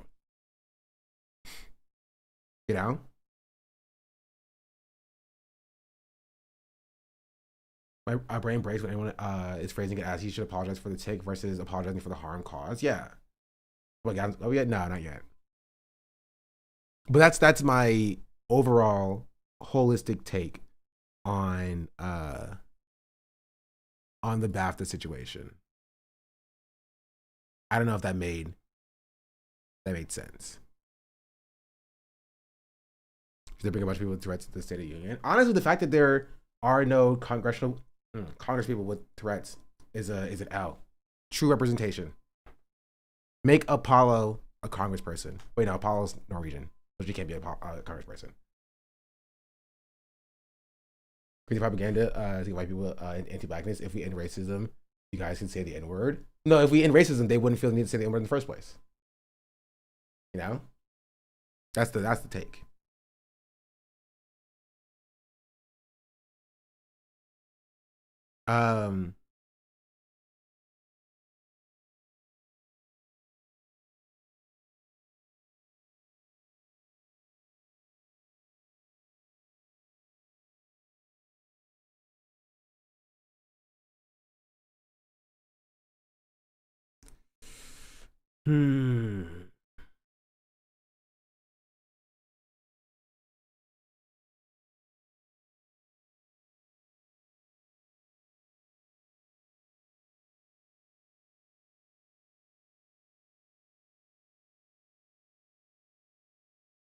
Krilltacular gifted a tier 1 sub to official_pumpkin_patch.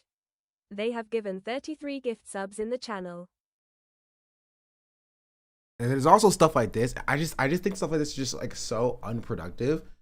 Mostly because I think people just kind of want a villain. You know what I mean? And it's very hard to make a villain out of like a system. Or even an entity like the BAFTAs or the BBC.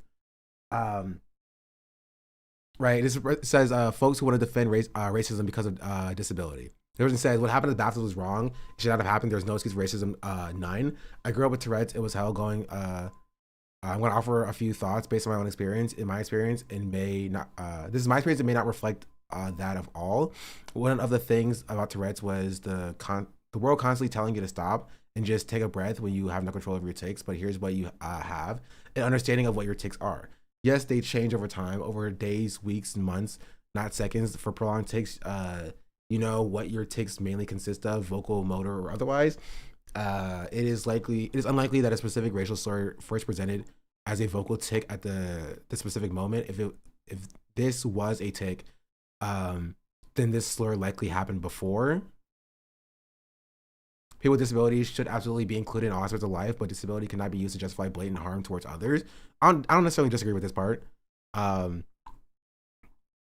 Which raises the real question: if this was a known tick or a known risk, what was the plan? Who were involved in making one? There were options. Events of this scale command extraordinary resources. This was avoidable. The only person who truly knows any intent behind the action was John himself. Given the harm caused, clarity is owed, as is an apology for all involved in the planning or lack thereof that resulted in this unjustified outcome. Okay, I don't disagree with this. I do disagree with this comment though.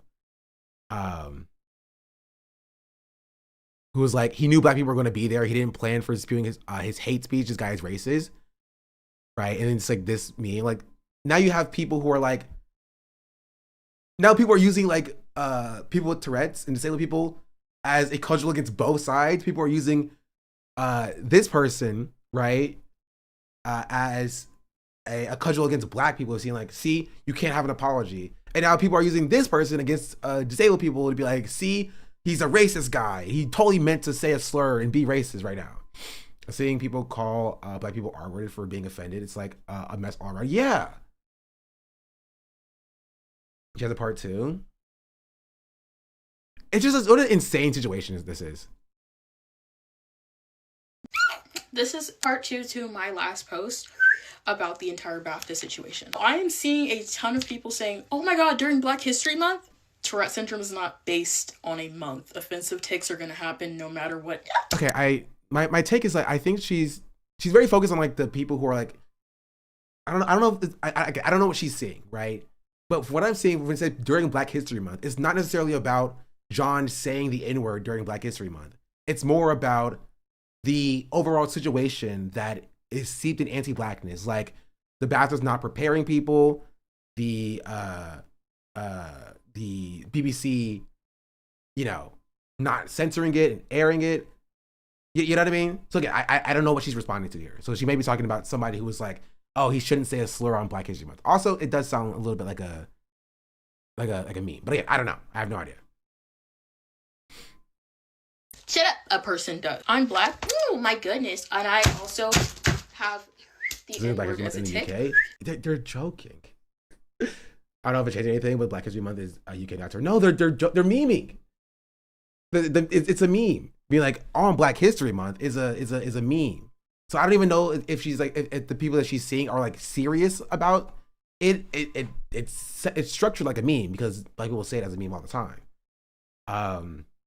But I do think that like I can see why she's frustrated by like the misinformation about Tourette's going around. You know what I mean? I can see why she feels the need to be responsive because it like people are operating under or operating on misinformation.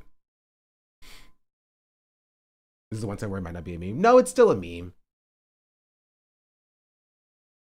It's a meme if you know about what a lot of people, white people in black online spaces who take memes and apply it to wrong situations. Maybe, but again, I have no idea what she's referring to. You know what I mean? So I don't know. I have other slurs as tics. Does this mean that I use them regularly? Does this mean that I meme them? Does this mean that I can control what I say? No, it does not. That's not how coprolalia works. That is not how Tourette syndrome works. Quite literally the Sweet Anita situation all over again. Shut up. Where she ended up saying the N-word on stream. She got canceled for it, got called racist, etc. We need to do better. Get canceled for it? Again, I don't know. I don't know, like, Did she get canceled for it? I wasn't watching Twitch at the time. I'm not aware. Because Sweet Anita is still around, right? She was like one of the speakers at the Streamer Wars like 2 years ago. I don't even know what that is. She's a Twitch streamer. Wasn't that so long ago? I recall there was some drama, but not cancellation. I declared her canceled. She still streams still. Cancel means yelled at now. And this is kind of the issue. Not with this video. I don't know what she's referring to, so it's very hard for me to like give commentary on it because like I'm not integrally aware of the situations that she's talking about or the tweets that she's mentioning. She was banned until because of it. Until like forever? No, she streams. I follow her on Twitch.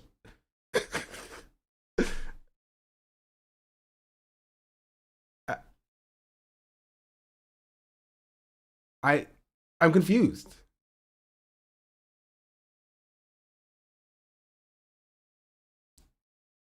I didn't think the one because the first one was better. I'm just confused. What I'm understanding is the guy who has threats, can't spell correctly, algorithm didn't help, sorry. That's so funny, chatter, but it's fine. I know what you mean. Who got an award from the BAFTAs had a tick of the N-word during his acceptance speech? Incorrect. This is actually wrong. People are saying either he's not racist or he can't be racist because he's disabled, or that he is racist and did that on purpose. Is that pretty much TLDR? You got like 85%. I'll give you a B. He didn't say the N-word during his acceptance speech. During when two black people were on stage, Michael B. Jordan and Delroy Lindo were on stage, he screamed the N-word from the crowd. I don't think canceled ever meant a permanent removal of the platform or whatever. She did a massive hate tirade that was so evil. Yeah, but I like, well, canceled is a meaningless word, right? But I don't know, like, here's the problem. Here's the issue, right? Because the internet is so large and expansive, I'm not saying that she didn't get hate, but there's a good chance that like people use that example as a way to like dunk on a disabled, like anti-SJW right wingers use this as an example. It's like dunk on an anti-SJW right winger, right? It's kind of like Pokemon saying the N-word, right? Right wingers who use the N-word themselves, right? Will bring up like, oh, Pokemon said the N-word in the past or whatever to dunk on Pokemon. Not that they care about the N-word being said, right? And so, my point is that it's not even the most important part of the conversation, right? But the question is, like, are the people that this TikToker is referring to, like, you know, meaningful in number? Because I haven't seen the tweets that she's referring to. He's got 3.8 million views. Banned for saying the N-word, Tourette's on Twitch. It's 18 minutes. We're not gonna watch all of it. I think I'll take a little bit of look-sees. Love your necklace, thank you. Can you guess what it is? Can you guess what it is? I'm being pretentious here, but can you guess what that is? Butterfly? It's a neck! Way!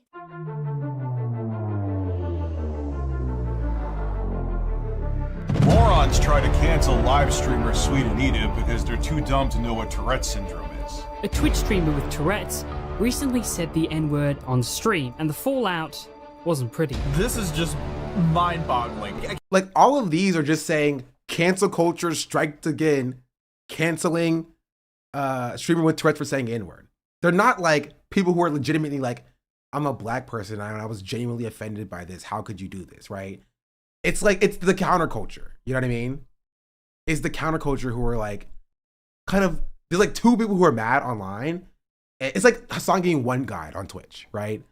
It's like one person says something and then it's like the entire chat's this way kind of thing. For I classify being banned as canceled? No, not really. Because cancellation is a colloquial term for like the masses. And Twitch deciding to ban you could ban you for any reason. It's not necessarily cancellation holistically. But anyway, hold on.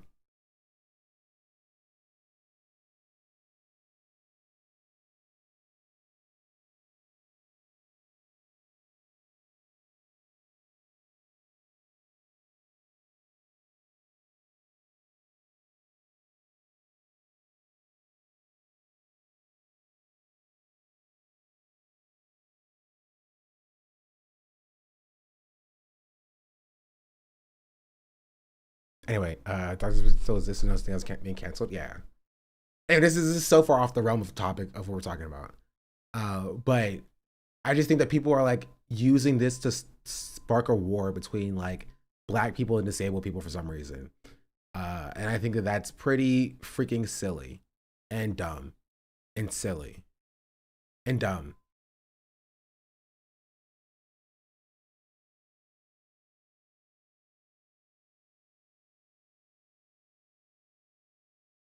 Yeah. And silly. That's a good one. That's a good word.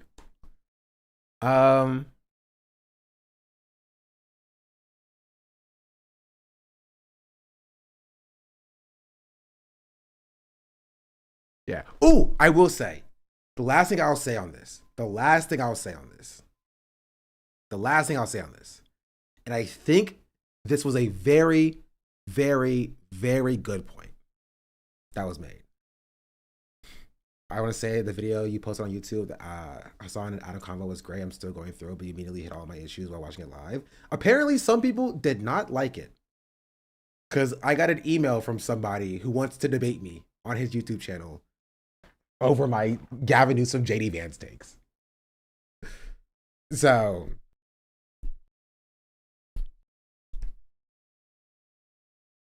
but reach his emails sometimes. Was it Adam? No. Oh, did they have the Adam Mockler Gavin Newsom clip as well? I want to look at that too. I do have to leave sometime soon because Nyx is finished getting groomed soon. But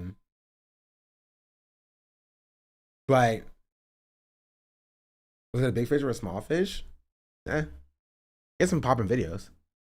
Should go about the SAT clip already? Not yet.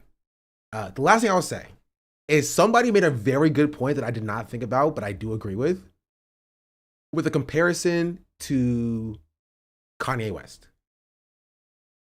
Right? Kanye West and Kanye West's BPD have never been used as an excuse for being anti-Semitic. And people understood that, yes, his mental state deteriorated very quickly, and there was a lot going on, right? But at no point was that like justified to be like, it's okay that he can say that BPD was bipolar. Oh, Sean the Black says this person said "She's my BPD. It African was bipolar. princess." You're right. Blue John just subscribed. Is it BPD bipolar disorder? Or am I tripping?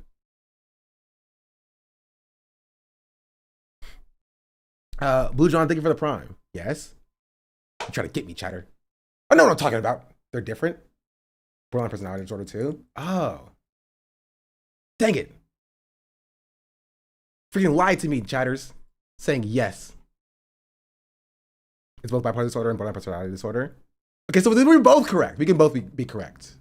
If that's the case, if it's both. But fine, I'll say bipolar. Bipolar. Bipartisanship disorder. It's not both. Then why are people lying to me? Is it an overloaded term? No, it's not. It can be used for both, chat. The true enemies, acronyms. Okay, this is true. BPD is largely used as borderline personality disorder in the diagnosing world. It isn't both, but it's easily confused. As a psych student, it's not. Sorry, chatter, you're only a student. I only listen to the masters. People use BPD to refer as one another's. Just say the full thing. Oh, jeez Louise, bro. Anyway, you know what I mean. Point being, right? Kanye West, right, and Kanye West's mental illness was never used to like justify his anti-Semitism, right, and his anti-blackness, right. And so even if we can contextualize and understand why, you know what I mean, his mania takes him into certain directions, if you will, that doesn't preclude it from causing harm. You know what I mean? And doing harm. And acknowledging that that harm still exists, even if it is caused, right, by Kanye West's mental state, doesn't mean that harm doesn't exist. And I kind of view it in that same frame when it comes to like apologizing. It's like, do you think Kanye West should apologize for his anti-Semitism and his anti-blackness? Right? because he's caused harm, even though we can contextualize why that harm exists, right? I can understand why people also want an apology from John in that regard. Because even if it's unintentional, that harm that he caused is still very real in a lot of people, right? And so I can understand why people wanted an apology. We didn't see Caroline had a great take on this. I'm endorsing it. I saw it with bipolar. I saw Caroline's tweet. Yeah, I agree with it. Right. So I do think this is actually a good way for people to understand that. But I do think it also comes down to like the way that they treat Black people with disabilities. I do agree with that as well. Where like, but that's a deeper conversation. Where like it's not seen as like the same thing. But you know, that's my last thing I'll say. I'm gonna opinion that Kanye should apologize for releasing College Dropout album. Personal opinion, don't at me. But yeah, I think that BBC should apologize. They already did. The BAFTA should apologize. They already did, but they should apologize again because their apologies were bad. And I don't think it would hurt for John to come out and say, "Hey, this wasn't my intention. I'm sorry to Michael B. Jordan and Delroy Lindo for the harm that I caused." I don't think that's a crazy thing. I think people act like an apology is like moving a mountain, like freaking Atlas holding up the world to just say I'm sorry. You know what I mean? It's not the craziest thing. It's not. It's like it's not even an acknowledgement of guilt or wrongdoing. It's just an acknowledgement of harm. You know what I mean? It's just like, hey, I'm sorry that I caused you harm. Apology is a slippery slope to cash reparations. Yeah. This whole I don't apologize new age is lame. Yeah.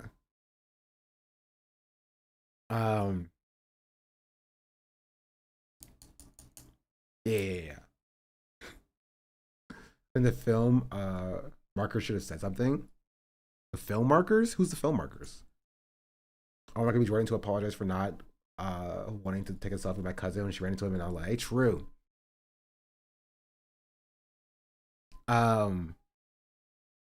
But yeah, that's my take on the BAFTA situation. It is legitimately, it should not have gotten this far, and the BBC and the BAFTAs are entirely at fault for it. Caroline has a good tweet. I liked it. Power to Michael B. Jordan and Delroy. We are with you, even if it feels like no one is. Yeah, that's honestly, that's my, as a Black person, that's my most frustrating part of this. It's just watching and seeing, again, supposed leftists essentially say that like the N-word is meaningless and to get over it. You know what I mean? Like that is frustrating. Cause this moment right here, look at their faces. This is normalcy. Right? It's not necessarily like the fact that you're being screamed a slur at, it's the fact that like this is a breakdown of the system as it currently exists that even lets you get to this point and what you know will come after it. Right? It's resignation that like anti-Blackness is so pervasive and it sucks. And it was validated by the fact that nobody even decided to come up to you afterward to see if you were fine. You know what I mean? It's validated by the fact that people are defending the use of the N-word afterwards. Because they know that they just have to accept it. Yeah. And that's frustrating, you know? That's frustrating.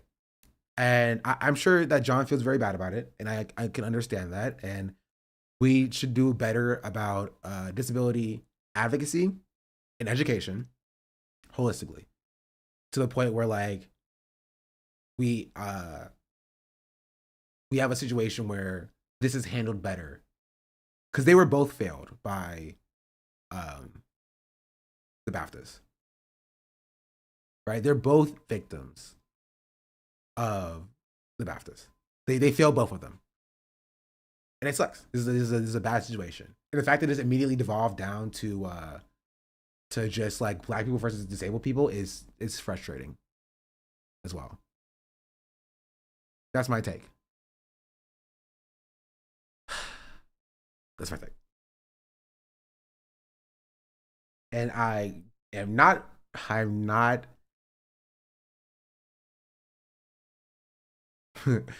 excited to see how Hassan's chat devolves when he covers this story. Is my take as well. And that's where I'll leave it. I just know that it probably will not be productive.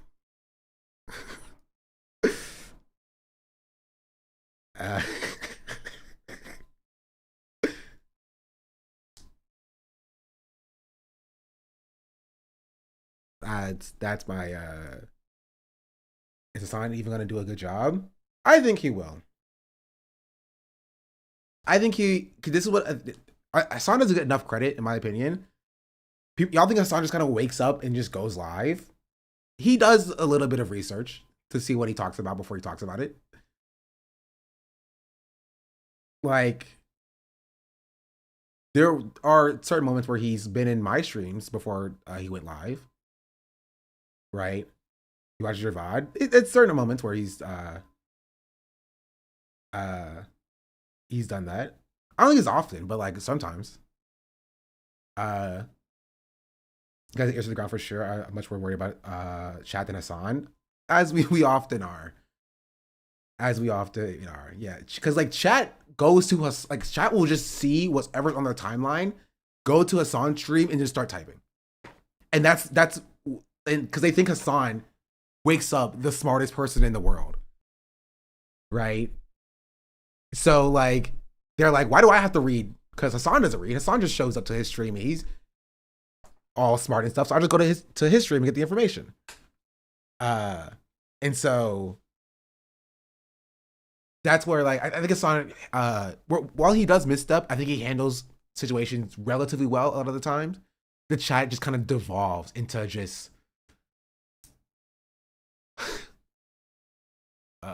it's not all the chat, but it's a statistically significant portion of it where like it's really bad. it's really bad sometimes. Hassan is rational typically, but chat is reactionary. Yeah. Maybe we should put it in emote only mode. Honestly, I would not be surprised if it gets to that point for this conversation. You know what I mean? Richard Hassan mentions that he reads and listens to stuff in the morning. He does. And sometimes it's my stream. I'm telling you, I'm your favorite streamer's favorite streamer. Except when they apparently blocked me on Twitter for some reason. It's not issue that he reads the worst takes in chat at any moment. Yeah. Okay, let me pre-watch real quick. I guarantee you somebody's gonna come in and say, I'm black, I hate all people with Tourette's. This guy was a racist and he did it on purpose. And Hassan's gonna read that and chat's gonna jump on that person. Right? Call them a woke scold, woke of the day, a wrecker, a dumbass loser or whatever. And it'll be an entire thing where like it's the most extreme position that that Hassan read that basically nobody ever like actually believes. And then chat will jump on that as if it's like indicative of the wider position, and it becomes a whole thing. I guarantee it. I'm waiting for the absolute statements from a half-educated position. Yeah, it was like half an hour at least. Yeah, I will be that chatter. That's so funny. It's gonna be a 4-hour long segment. I'm gonna scream. I disagree with that. I think it'll be like 45 minutes at most. He was yelling at a tweet with 20 likes yesterday. Yeah, to be fair, I do the same thing. I understand it. I get it. It's very easy to fall into. Yeah, I will say hot take. I'm a big soundboard hater, but I think the soundboard does do a lot to diffuse the tension of the chat. Very recently, for the last like 12 months, I'd probably say, like it would just keep heightening and heightening and heightening and heightening and heightening. And the soundboard does a lot to diffuse the tension and like kind of bring people back down. So it's just like, guys, this is a Twitch stream. It's not that important. Just kind of chill out. Gothic Shadow Rose just subscribed. So I don't know. I hate the soundboard on principle, but I do think it serves a purpose in the stream, and I think it's good. That's why he's keeping it. Actually, I feel like it helps him de-escalate and regulate. Yeah. Oh, come on, bro. I have to be real. I have to say it like it is, okay? I have to say it like it is. And to be honest, whatever goes like that is fine. Exactly. Soundboard haters hate any sense of joy.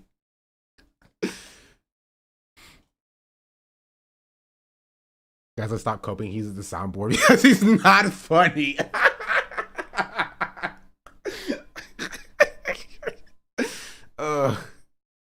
That's so funny. Someone that was at the show last night said the Bastards did introduce him. Yeah, but not in a way that was significant or meaningful. It's kind of the problem.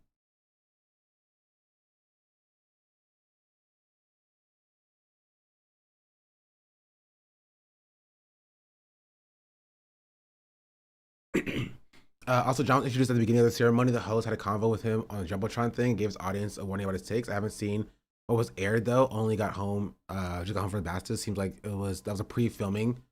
That was pre-filming by the timeline. Unfortunately, the soundboard is growing on me. You're being converted, chat. Anyway, I do want to look at this. And then I have to leave. This is the last thing I'll look at, and then I have to leave.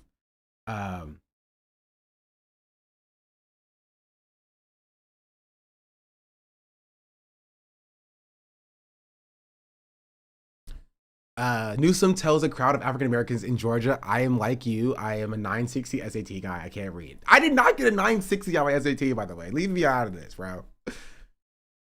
I'm not trying to impress you. I'm just trying to impress upon you. I'm like you. I'm no better than you. I'm a 960 SAT guy. And I'm not trying to offend anyone, trying to act all there if you got 940. But literally a 960 SAT guy. I cannot, you've never seen me read a speech because I cannot read a speech. Might have one of those too, yeah. Maybe the wrong business to be in. I'm not trying to impress you. But he's body vaccine. He is body vaccine. It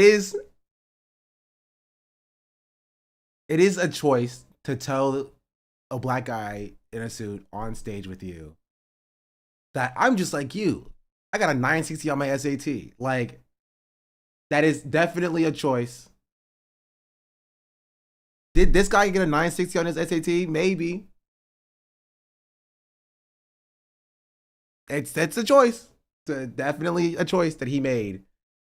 For some reason, Comedian Black History Month, and I try again next year. I'll see how this out. We got here. I'll show you this in a second. But he's trying to like act like the everyman, if you will. He's trying to act like the, you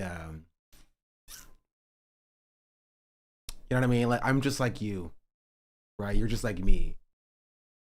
SAT Max 800. It's not 800. Yeah, when did you take it, bro? 1980, bro? SAT Max has never been 800. It's 800 per score, if that's what you mean. Like, for the two different sections. But like, it's not 800.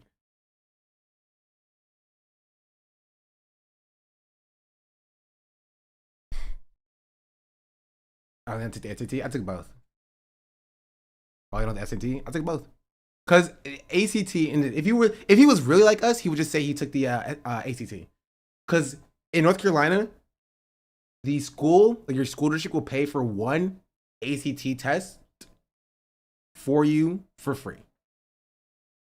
Which is why schooling is a racket. It is an entire racket. Right? Because if you have the money to pay, because SAT always costs money. Right? The SAT always costs money. Same in LA. That's how I took it. And so if you were a working class person, but you didn't have a waiver, like you didn't make like not enough money, or like if you weren't under the poverty line, if you were under the poverty line, you got to have waivers. So you get to take the SAT and ACT, Louisiana. It's not Los Angeles. You're right. Louisiana. LA. But you got a waiver. But if you were like, a little bit above the poverty line, you had to pay for your own ACTs, or you have to pay for your own SAT. And if you want to take the ACT multiple times, you have to pay for that as well. You know what I mean? And so if you are a working class person who is just above the poverty line, you could only take one ACT one time, and that's it. You couldn't take any more SATs because you had to pay for those. And you couldn't take any more ACTs because you had to pay for those as well.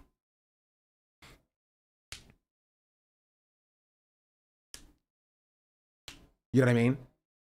And so I paid for one SAT, and I took the ACT. But you can just kind of spam it out. If you are loaded, if you come from a upper class background, you can just take the SAT once a week from your senior year, or from your junior year, basically. Like once a week from August at the start of the semester, you just go once a week, every single week on Saturdays to take the SAT, to just keep spamming it out to get the highest score. Even schools pay to win? Yes. Yes. Which is why I kind of side-eye people who flex their ACT and SAT scores. Because then I ask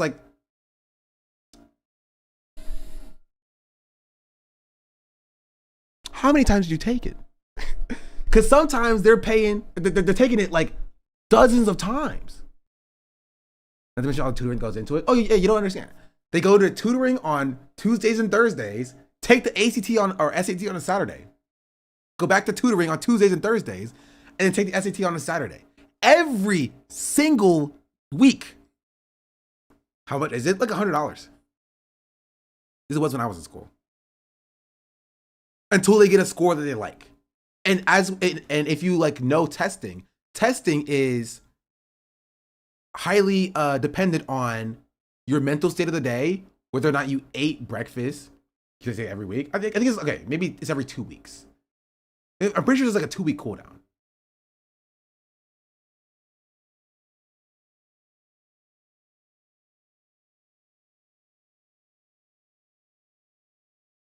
SAT pre-2016 was always favored concentrated SAT tutoring. I thought it was only once a month you could take it. I thought it was 2 weeks. Regardless, that's still kind of insane because you can essentially take it upwards of 24 times, right? Or we'll say 18 times, right? Starting when you start junior year, taking it once a month, every month, until your end of your first semester of your senior year, where you're applying for colleges, right? And that's just for the SAT, not including the ACT. Deeper than that, there are charter schools that literally dictate an entire 2-hour class every year in high school on studying and practicing for those tests. I went to one. Yeah. You need to have bottom of zero intelligence to need that many tries. It's not about needing that many tries, right? See, Chad, that's how they get you. That's how they get you. They make that as a poor people or a stupid people thing. They make it seems like it's stupid for you to take so many tries. No. That's how they get you. That's how the people who go to Harvard, that's what they do. They go to literally study classes. To be fair, other countries actually have them, like cram schools, right? But they have cram schools and after school programs specifically tailored to getting a high score on that because it dictates so much about your scholastic career, right? Now imagine taking the SAT upwards of 12 to 15 times, taking the ACT 10 times versus a student who only can take the ACT a single time for free. You know what I mean? You have 30 different opportunities to get a high score on this test versus somebody who only has one. Right? And it's your one shot. And if you didn't eat breakfast, if you missed the class, that's gone for you. Good luck. Good luck making it out. If you just tested poorly, right? It was on a bad day, it will screw your entire scholastic career because you can't get into colleges without that high score.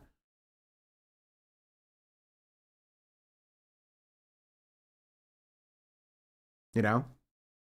That's really relatable to anyone read the documentary about the college scandal where they hired a guy to go to the SATs of specific kids because he knew how to score high enough to get into college.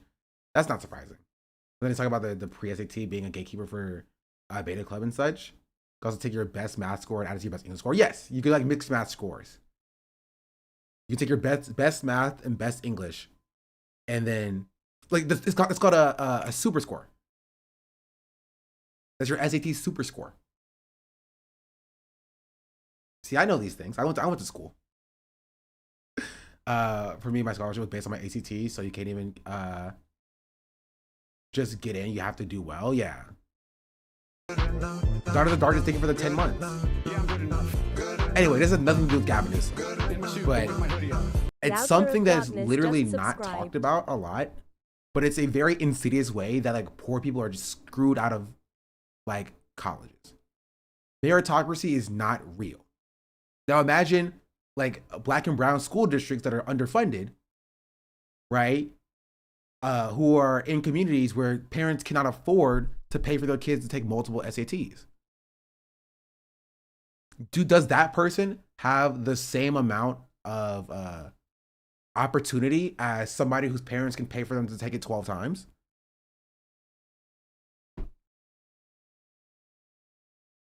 I venture to say no. No, it is not. SAT math was so stupidly easy. I scored relatively okay on my SATs, but think about the fact that what if you've like not seen those structures of problems before? Because the ACTs are dealt out by College Board. So it's like a standardized across the entire country. What if your school didn't teach you the specific methodology behind solving the problems in there? So like you're not bad at math, right? But taking these tests is a skill. And if you've not trained this skill, you're not going to do as well as you probably could. Right? It's kind of like, are you aware of leaked code? Right? Leak code is a coding, like problem solving service or like website where you go and you can solve different kinds of problems. People train leak code problems because they have a specific structure on how they come across. If you've never seen or done a leak code problem, you may know how to program, right? You may be good at coding, but you're going to perform way worse than somebody who may not be as skilled, but has spammed leak code problems because they learned about the structure. Like I think there's only 37 problems that leak code has.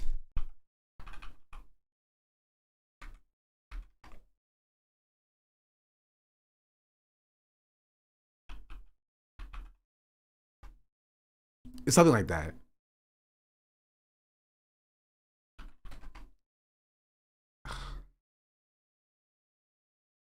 Like there's like you can distill down all types of leak code problems into like 30 or so different maybe it's 70. Maybe it's 70. 70 so different problems. Right? And everything is just a derivative of one of these 70 different problems. Right? It's kind of like that. So if you've been spamming leak code, you will perform better than somebody who's their first time seeing this problem. Could they figure out how to use a linked list? Probably. But if you've had practice doing it before, you're just going to perform better. And it's like that for the SATs. Right? Got started with that. But I love you all, but I have to go. There's a national testing system or different states. It's national. College Board is a national system, and it sucks. There's a problem with it, and I think they use Israeli technology, or like there's like they use like some AI system or something. I don't know. It was something weird that they were doing. College Board is a problem. Okay, before I leave, I want y'all to guess my SAT score and my ACT score. They're not fantastic. They're like average, I would say.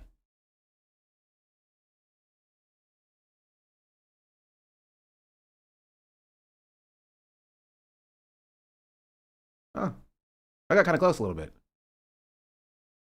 Kind of close, kind of close. This is the closest one I've seen, technically, to both. This is the closest one I've seen to both. Holy, bro, are you me? Are you literally me?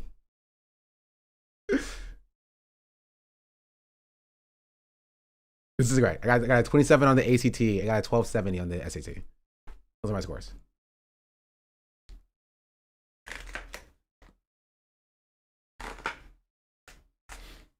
So I got into the schools I wanted to get into with it. That's fine. That's Joe. And I only took the one time because I could not afford to take it more than one time. So it was good enough for me at the time. Honestly, part of me wished I did take it more. I think I probably could have done better. But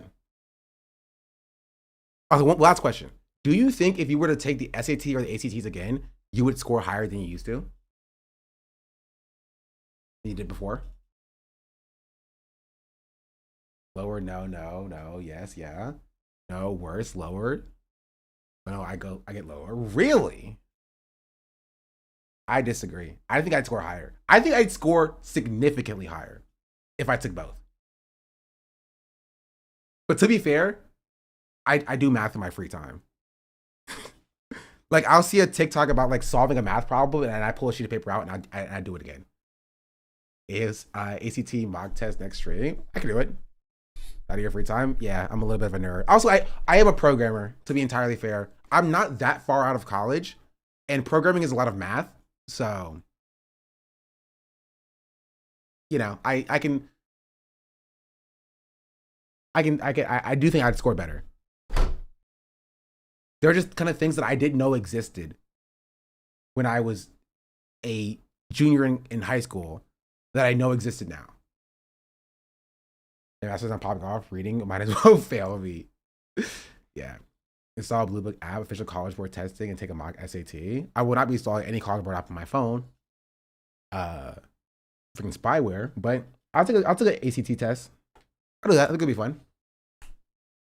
Ooh, I have a great idea. I have a great idea for a stream, Chad. It's called 3 brain cells. You take 3 streamers versus 3 streamers, and they have to both together, no chat, take a mock SAT. And whoever scores the highest gets like 50 subs each or something like that.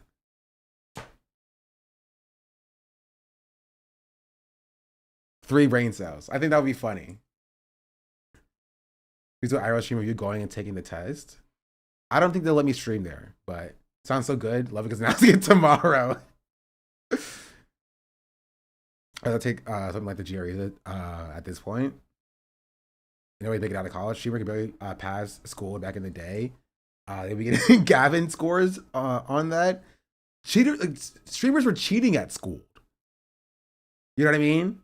Which honestly, I still think is lame. I still think it's lame, bro. You're cheating at a freaking Twitch game show. It's like tweeting. It's like cheating at freaking chess online. Cheating at insanely simple questions too. Yeah. I think people are just afraid of being bad at something. You know what I mean? Yeah, cheating to impress Mizkif of all people. I do have to go though. I need to pick Nick's up 8 minutes ago, and I'm like 20 minutes away. All right.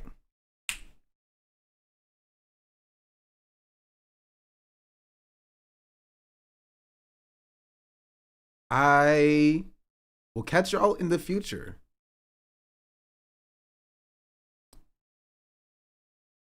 I will catch y'all in the future.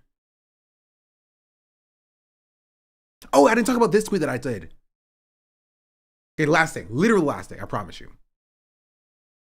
The internal Gaza poll. I'm not gonna talk about it today. I'll talk about this more tomorrow, but I want to talk about this tweet. Shout out Nick, a poor Nick. No. Don't say poor Nick's, okay? She's still wet. She didn't like the dryer. So she's drying right now. I'll pick her up in a second. I said, shout out to when I said this and immediately following the election, and a bunch of people, including unnamed prominent leftist commentators, wink, yelled at me that wasn't the case.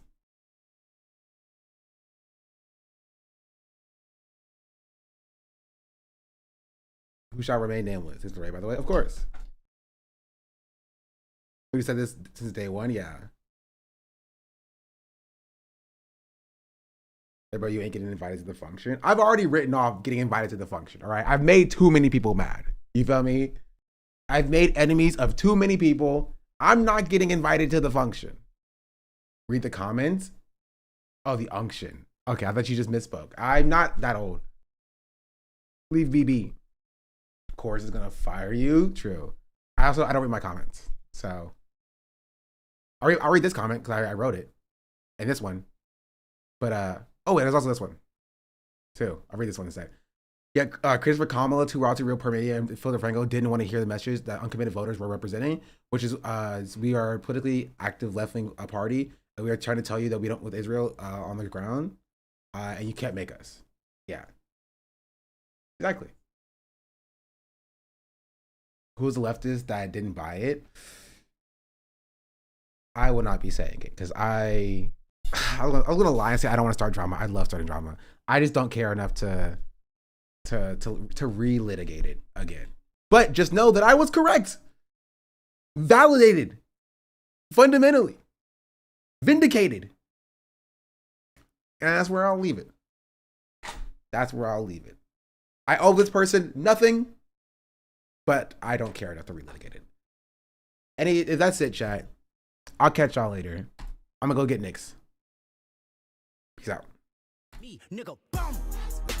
Hey, that was a cool little thing with the sound. Okay, bye.